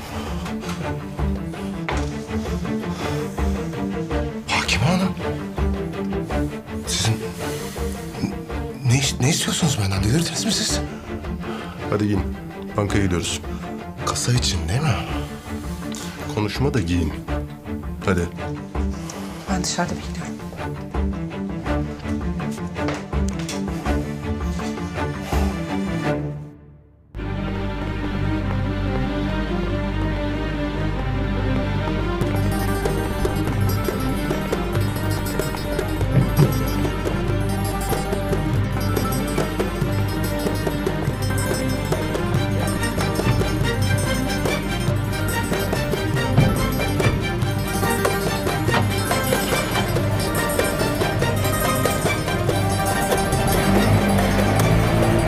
Fevkalade. Sorun çıkmasın sakın. Tamam mı? Evet. Birazdan bankayı soyacaklar. Hala. Ben de bütün polis gücünü banka yakınından çektim. Kaçmaya vakitleri olacak. Bu yaptığınız delilik. Karım yanında olmadığımı fark ederse hemen uyanır. Beni evde bulamazsa bir aksilik olduğunu anlar ve polisi arar. İşimiz o kadar uzun değil müdür bey. Biliyorum bunu anlamak sizin için çok zor. Ama o kasanın içindeki delil benim için gerçekten çok önemli. Adaleti sağlamak için bunu yapmamız şarttı. Yapmayın rica ediyorum. Siz koskoca hakimsiniz. Adaleti sağlama şekliniz bu mu? Suçsuz bir insanı evinden, yatak odasından kaçırmak. Sahibi vefat etmiş bir kasayı zorla açtırıp içindekileri gasp etmek. Ben sizin adalet anlayışınızı sorguluyorum. Kusura bakmayın ama. Sorgulamayı bırak arkadaşım. Sen bize istediğimizi ver, biz de seni evine bırakalım.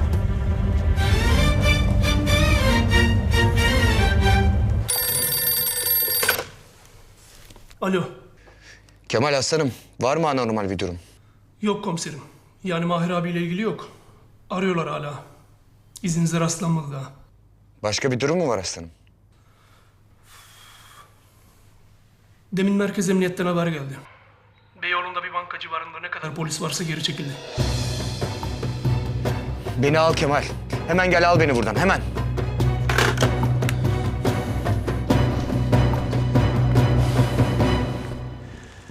Velhasıl yarın Seyis'in çiftliğini basacağız baba. Anladım oğlum. Bizi satmak ne demekmiş anlasın. Hesabını bir güzel soralım.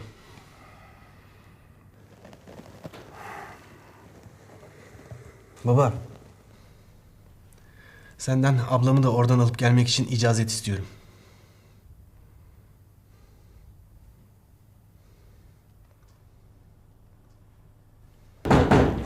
Açın polis! Polis açın! Abim için geldiler.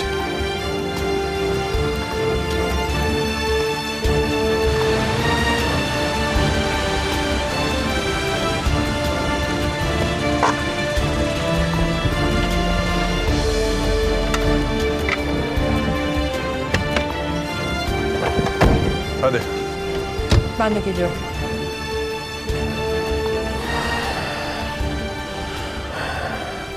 Şimdi sessizce bankaya gireceğiz. Kasayı açıp delili bize vereceksin. Ben de seni ellerimle evine götüreceğim. Hadi.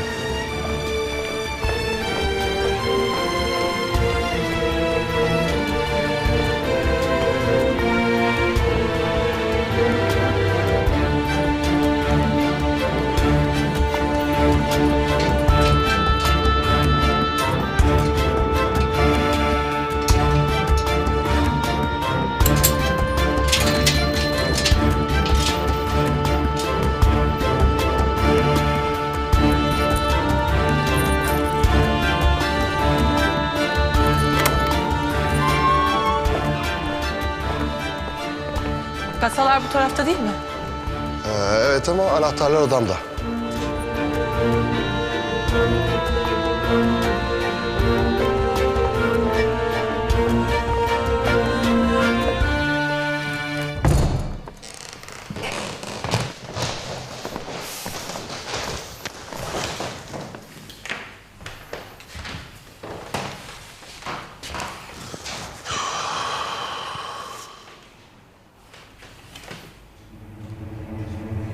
Sakın!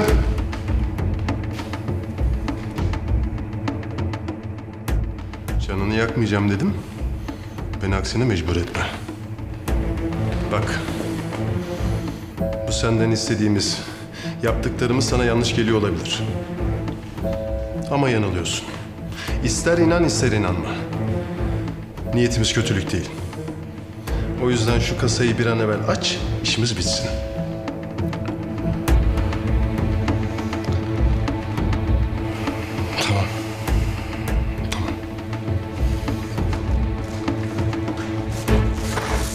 Anahtarlar burada.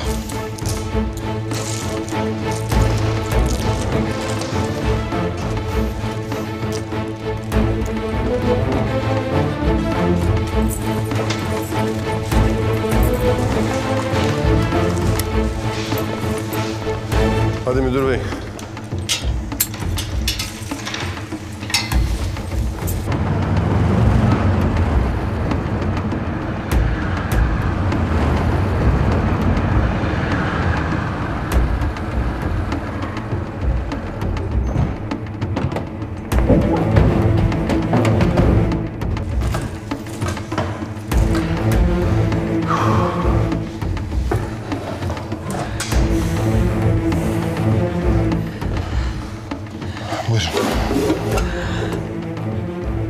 İnanamıyorum.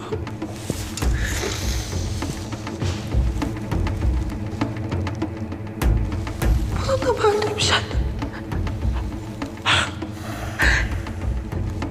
Melih'in doğum günü hediyesiydi babama.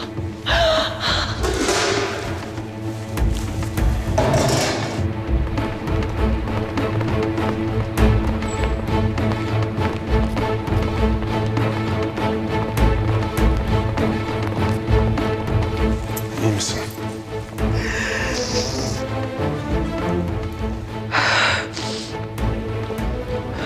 O yakalanıp cezasını çekmediği sürece iyi olmayacağım. Neyse. Hadi gidelim.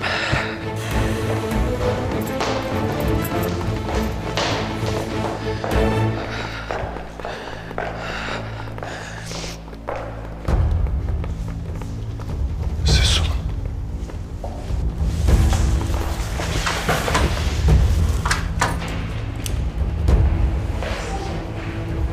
Kim bu adamlar? Ha? Kahretsin.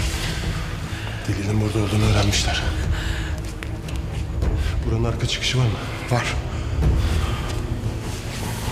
Aydın hemen git buradan. Asla seni burada yalnız bırakıp gitmem. Tartışacak vaktimiz yok Feride. Bunu al çık buradan. Şimdi en önemlisi bunun güvenilir ellere ulaşması. Sen onunla git. Gitmem Mahir. Sen de benimle gelmezsen gitmem. Feride, ben onları oyalarken sen de müdür beyle arka kapıdan çıkacaksın. Ben de peşinizden geleceğim. Ya bir aksilik çıkarsa? Hadi Feride. Orhan'ın bulduğu evde buluşalım, tamam mı? Feride git artık. Burada böyle durarak delil de tehlike atıyorsun. Adamlar bunun için geldi buraya. Hadi. Doğru söylüyor. Hemen çıkmamız lazım buradan.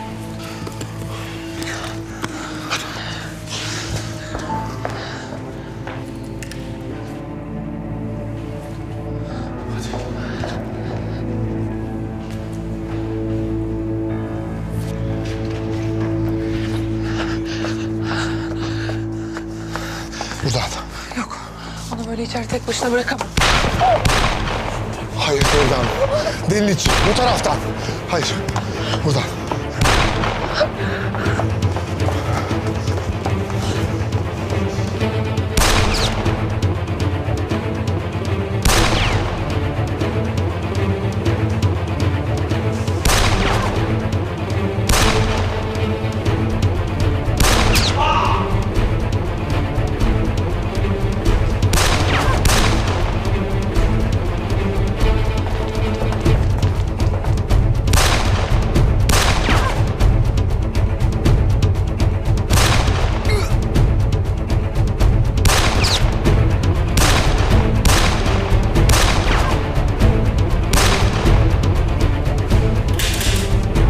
Zafer!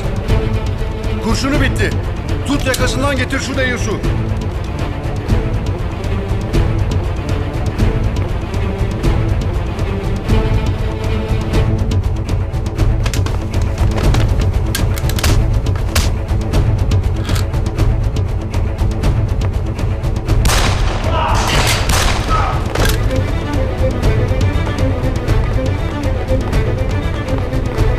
Kımıldama, kımıldama.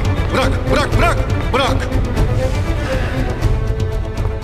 Bu saatte sıcacık yatağında olacaktın. Sabahın güneşini göremeyeceksin. Çok yazık olacak sana.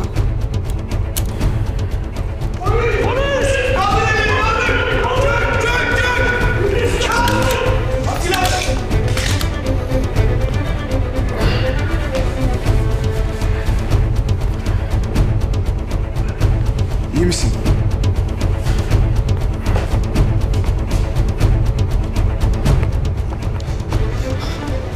Mahir, neymiş şu delil ver de ben de bir bakayım.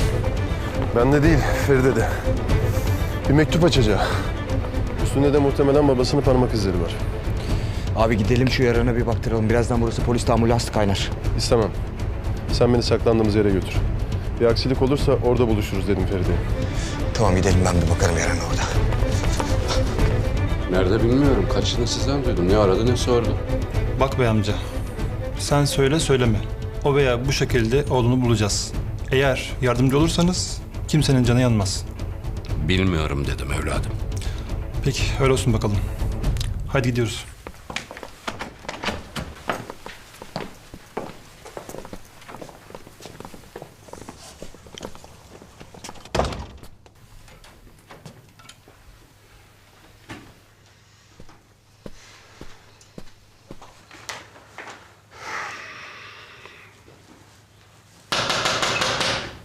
Ben bakarım.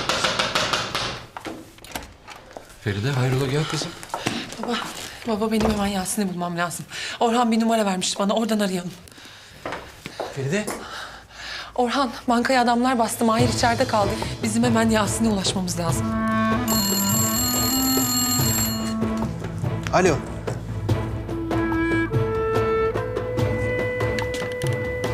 Tamam. Anladım.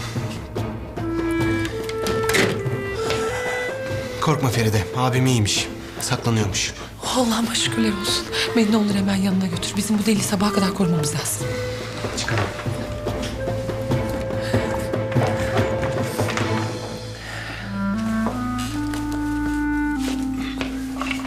Dikkat edin oğlum. Merak etme baba. Delil gitti de ne demek be adam? Nasıl olur bu? Bu ne kifayetsizlik? Maalesef adamlarımız bir memur tarafından yakalanmışlar efendim. Tamamen tesadüf eseri. Yoksa ben polisi oradan çekmiştim efendim. İşgüzarlık işte. Soygun yapıldığı kanaatine varınca polis içeri girip yakalamış efendim ikisini de. Sersem herifler. Delil nereye gitmiş peki? Vallahi ben de tam anlayamadım ama sorguya çekilirken bir adamla çatıştıklarını söylemişler. Adamın eşkali de Mahir Kara'ya benziyor efendim. Belli ki delil onda. Delili de o Mahir'i de bulup getirin bana. Peki efendim. Feride de ortalarda yok. Belli ki birlikteler. İkisini de bulun bana. O delili de bulup getirin.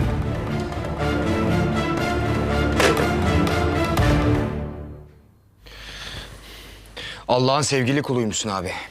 Kurşun sıyırıp gitmiş. Kusura bakma. Acıttın mı? Sar Yasin, sen hızlı sar. Feride'yi bulacağım ben. Niye abi? Konuştunuz, burada buluşacaktınız. Nerede bulacaksın ki? Delil Feride'de. Adamlar delilin peşinde. Onlar ulaşmadan benim Feride'yi bulmam şart.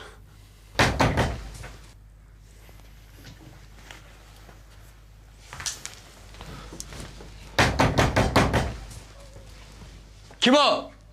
Biziz. Sıkıntı yok.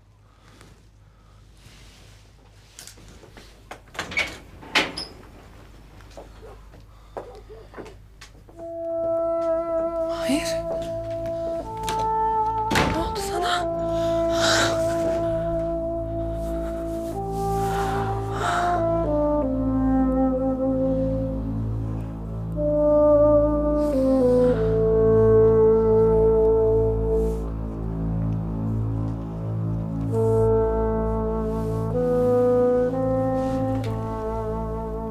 Yani ne oldu koluna? Vuruldun mu? Doktora falan gösterdiniz mi? Korkma Feride, iyiyim ben. Merak edecek bir şey yok. Feride, delil sendeymiş. Evet, yanımda. Tamam. Her şey tamam olduğuna göre biz kaçalım. Ha Orhan? Abi, söylememe gerek yok ama her yerde seni arıyorlar. Hadi bize eyvallah.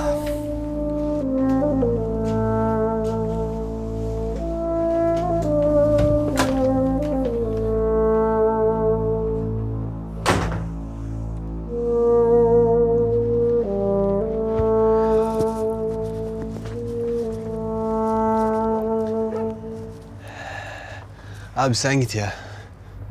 Ben ne olur ne olmaz kalayım burada. Yok oğlum. Ben baş başa kalsınlar diye dedim. Yoksa kalırız tabii. Sen git sen. Ben rahatsız etmem hem onları. Dinlenirsin biraz. İyi. Gideyim Kemal'i bulayım o zaman. Hem bakayım ne oluyor ne bitiyor. Eyvallah.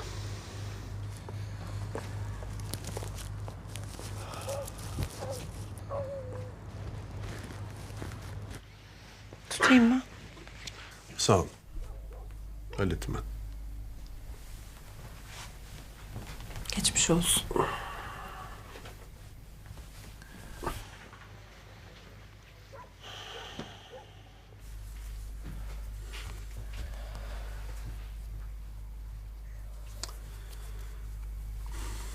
Şimdi ne yapacaksın?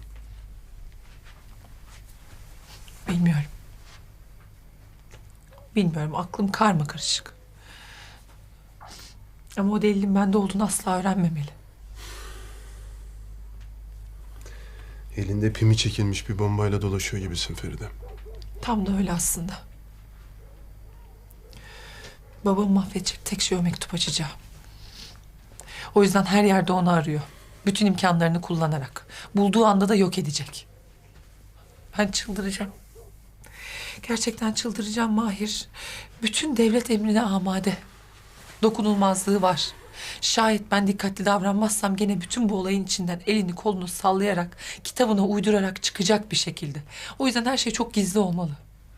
Peki delili kime vereceksin? Daha doğrusu kime güveneceğini nereden bileceksin? Başsavcıya. Kendisi bu hayatta gördüğüm en dürüst insanlardan biridir. Ama önce o cinayet aletinin üzerindeki parmak izinin babama ait olduğunu ispat etmem gerekecek.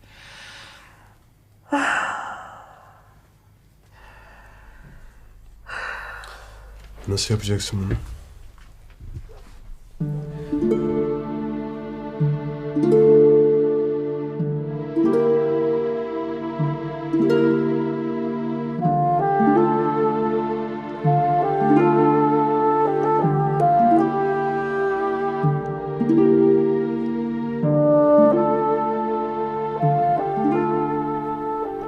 Rica ederim bu kadar yakınımda durma.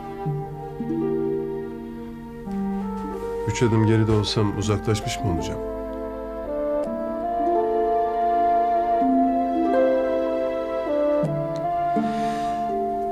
Benim dinlenmem gerek Mahir. Ama elimde o delille eve gidemem. Yani beni sorguya da çekebilir neredeydin bu saate kadar diye. Şüphelenebilir. Eğer senin için bir sakıncası yoksa yani eğer izin verirsen ben şurada bir yerde uyuyabilir miyim? Kıvrılırım bir yere. Sabah zaten kaç saat kaldı ki? Şurada yatarım işte.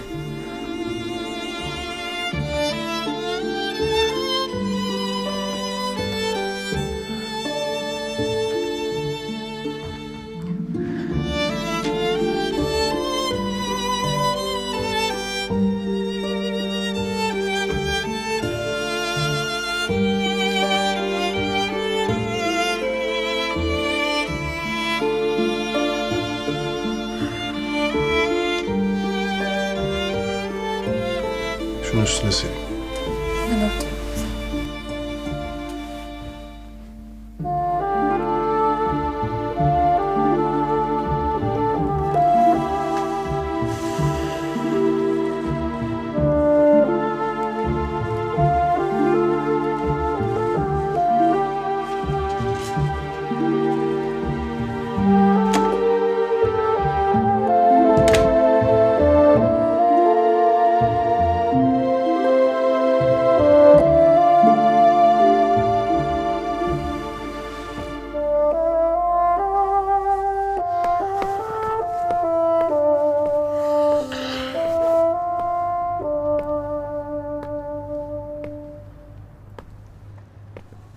Sen gitmedin mi? Gitmedim abi. Sinmedi içime bırakıp gitmek. Belli mi olur şimdi? Gelen giden olur. İyidir böyle nöbet durmak.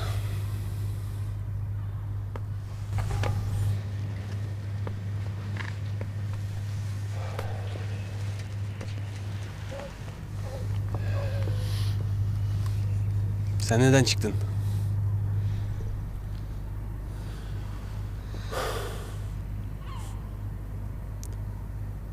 Ömrümü bir sözüyle ayaklarına sereceğim kadın içeride ama... ona dokunmak, onu sevmek yasak bana. Babam olsa şimdi aşkın yasağın günahı olmaz derdi.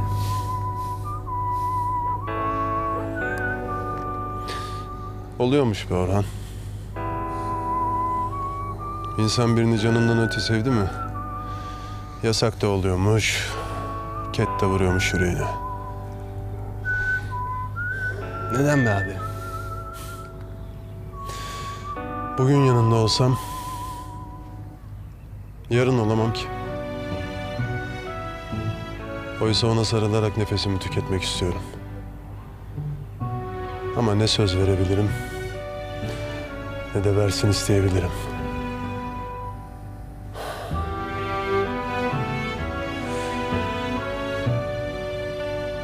Bizim hikayemiz de buraya kadarmış. O yüzden beni ne kadar erken unutursa o kadar iyi.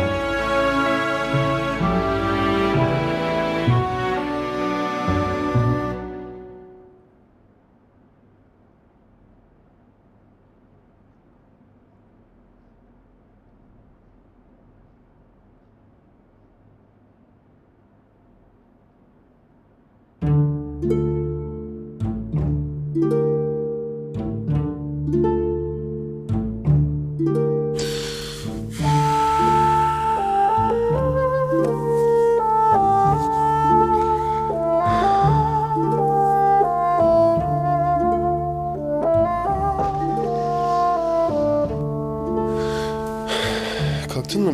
Ben de sana bakmaya gelmiştim.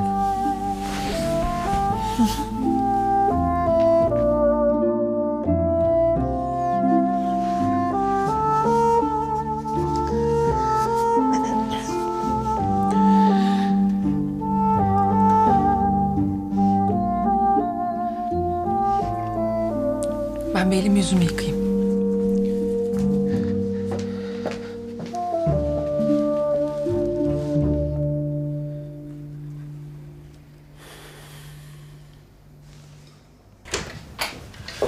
Günaydın. Orhan abi yok mu? Yok. Ne oldu? Zehra ablaya gittim. Orhan'a berzak bırak demişti dün. Sabah gittim kapıyı çaldım açan olmadı. Ne oğlum sorsaydın ya komşularına falan. Abi sordum zaten. Dün gece birileri gelip zorla arabayı bindirip götürmüşler. Ne diyorsun lan?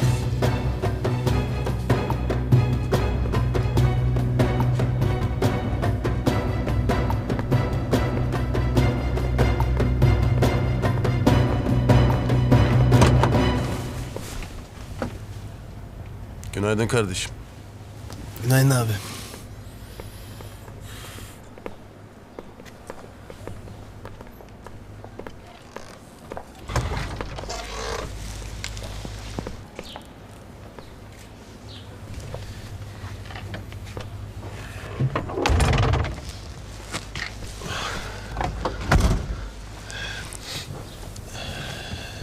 Nereye abi?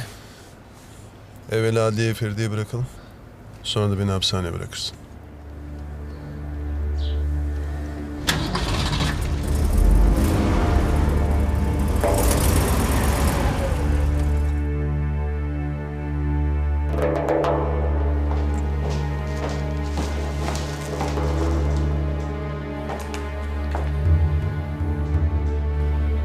Bak. Hayırdır?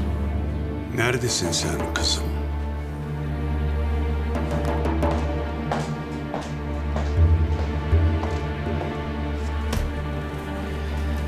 burada böyle toplandığınıza göre mühim bir mesele var anlaşılan. Bunu senin bana izah etmen gerek. Adnan Savcı'ya göre Mahir Kara'nın kaçmasında çok mühim bir rol oynamışsın. Neye istinaden böyle bir kanıya kapılmış Adnan Savcı? Çok merak ettim. Askerlerin ifadelerine istinaden Feride Hanım. Öyle mi?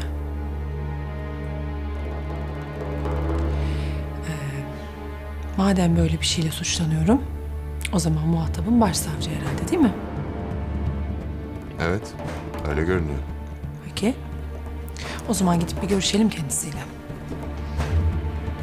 Baba, sen de bana eşlik etmek ister misin?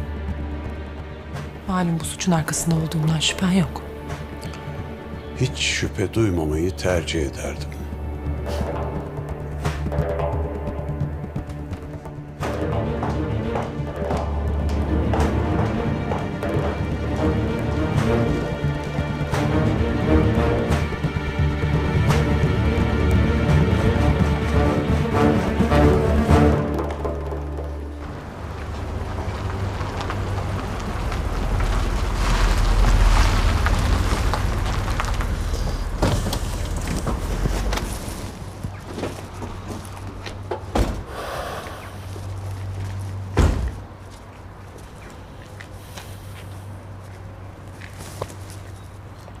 Sayende gözüm arkada değil.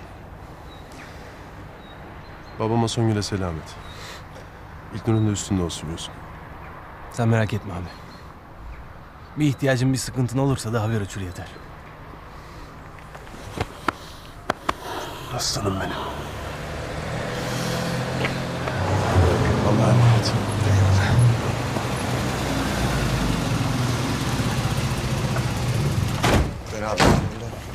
Ne oluyor Yasin? Ne oldu? Şu domuz savcı yok mu Adnan? Feride'ye pusu kurdu kendi makamına. Hem de babasını inandırarak. Kaşla göz arası bir sürü insanı sorguya çekmiş. Yok polisi, yok jandarması. Senin kaçışınla ilgili öyle bir dosya hazırlamış ki. Baş suçlu da kim? Feride. Ben o adamın... Kızacağını bildiğim için haber vereyim dedim. Adliyeden zor kaçtım. Şimdi delil Feride'nin elinde. O domuz savcıyla katil babası da Feride'nin yanında. Delili bir bulurlarsa el birliğiyle yok ederler. Adliyeye gidip mani olmamız lazım. Hadi.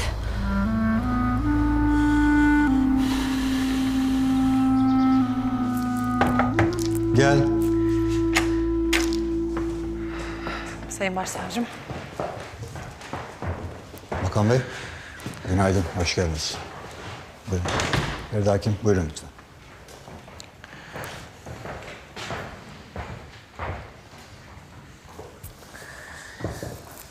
Evet. Sayın Savcım, biraz zamanınızı alacağım. Estağfurullah. Mesele nedir? Adnan Savcı bir iddiada bulunmuş. Babam da hem devleti temsil ettiği hem de babam olduğu için bu durumdan oldukça muzdarip. Bu yüzden buraya gelmiş. Öyle mi? Evet. Şimdi size Adnan Bey'in anlatacakları var. Mevzuyu konuşurken babam yanımızda durabilir. Benim için bir sakıncası yok.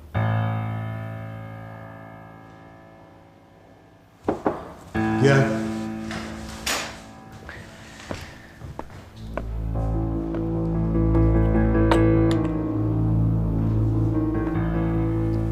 Bize 3 tane daha çay getirir misin? Hemen savcı bey. Evet Adnan Bey, sizi dinliyorum. Abi Feride şu an adliyede. Etrafında o kadar polis var, mesai arkadaşı var. Ya ben sanmıyorum ki başına bir iş getirsinler. Zaten öyle bir şey yaparlarsa vay hallerine. Ne o Adnan denen savcıyı yaşatırım, ne de babasını görür gözüm.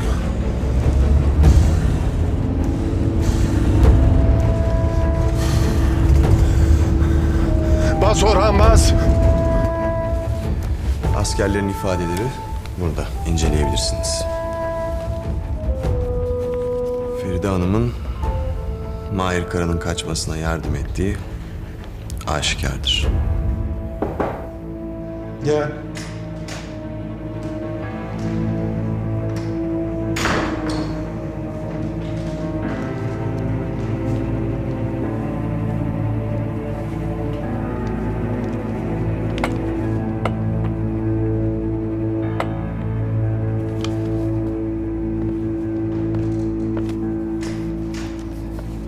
Bu durumu ne diyeceksiniz Feride Hakim? Askerlerin ifadeleri doğrudur efendim. Mahir Kara ile görüşmek istedim. Ama kaçmasına yardım etmek için değil. Babamın canına kastetti.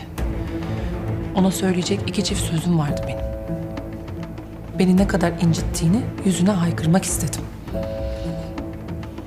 Ama şimdi görüyorum ki bir felakete sebep olmuşum ben. Büyük bir hata yapmışım.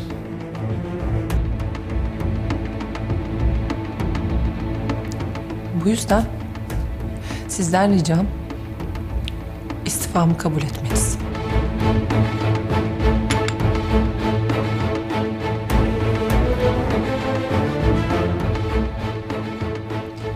Emin misiniz? Çünkü bu çok ciddi bir karar. Evet efendim, eminim. Hakkımda soruşturma açılacak. Açığa alınacağım. Herkes şüpheli gözlerle bakacak bana yine. Bir mahkuma kaçması için yardım ettiğime inanacaklar. Bütün yaşadığım acıların üzerine ben artık bununla baş edemem.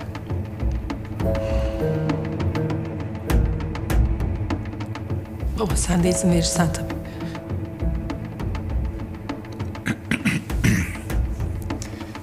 Bakan Bey, Adnan Bey, sizden rica etsem beni Feride Hakim'le baş başa bırakır mısınız? Çünkü bu hassas bir konu, karşılıklı mütalaa etmek istiyorum.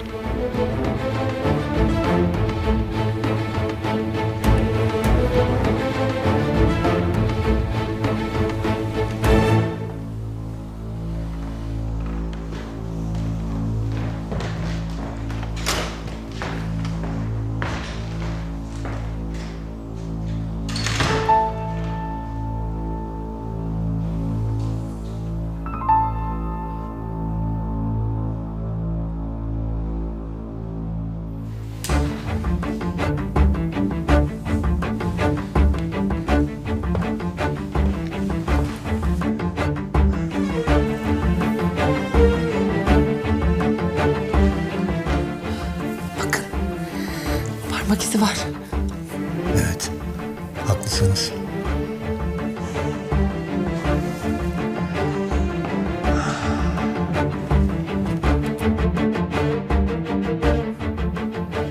Ne tuhaf. Yarım saattir nasıl parmak izi alacağız diye düşünüyoruz. Kendi ayaklarıyla geldi babanız.